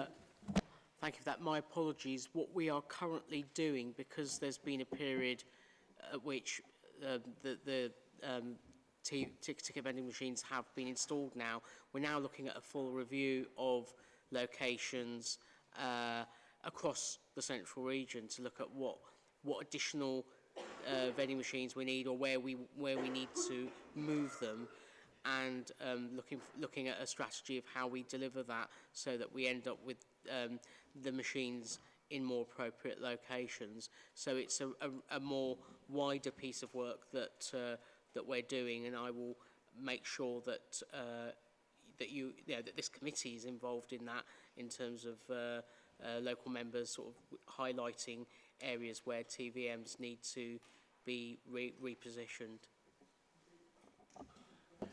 One more on this, Stuart.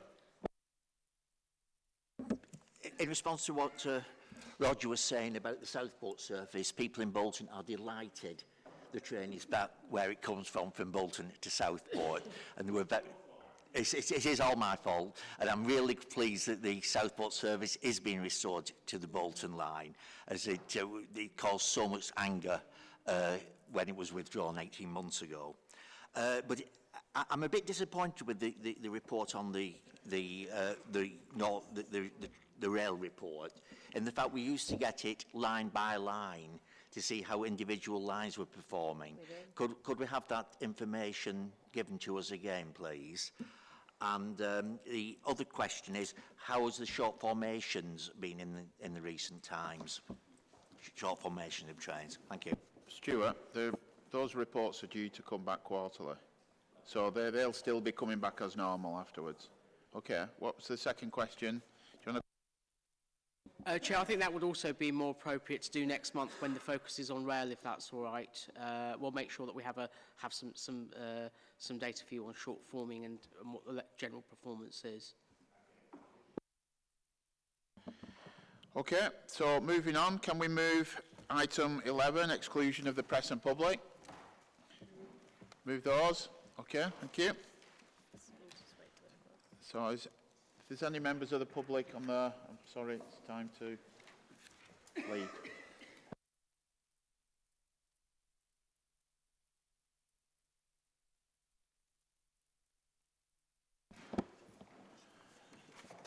Thank you all for your attendance.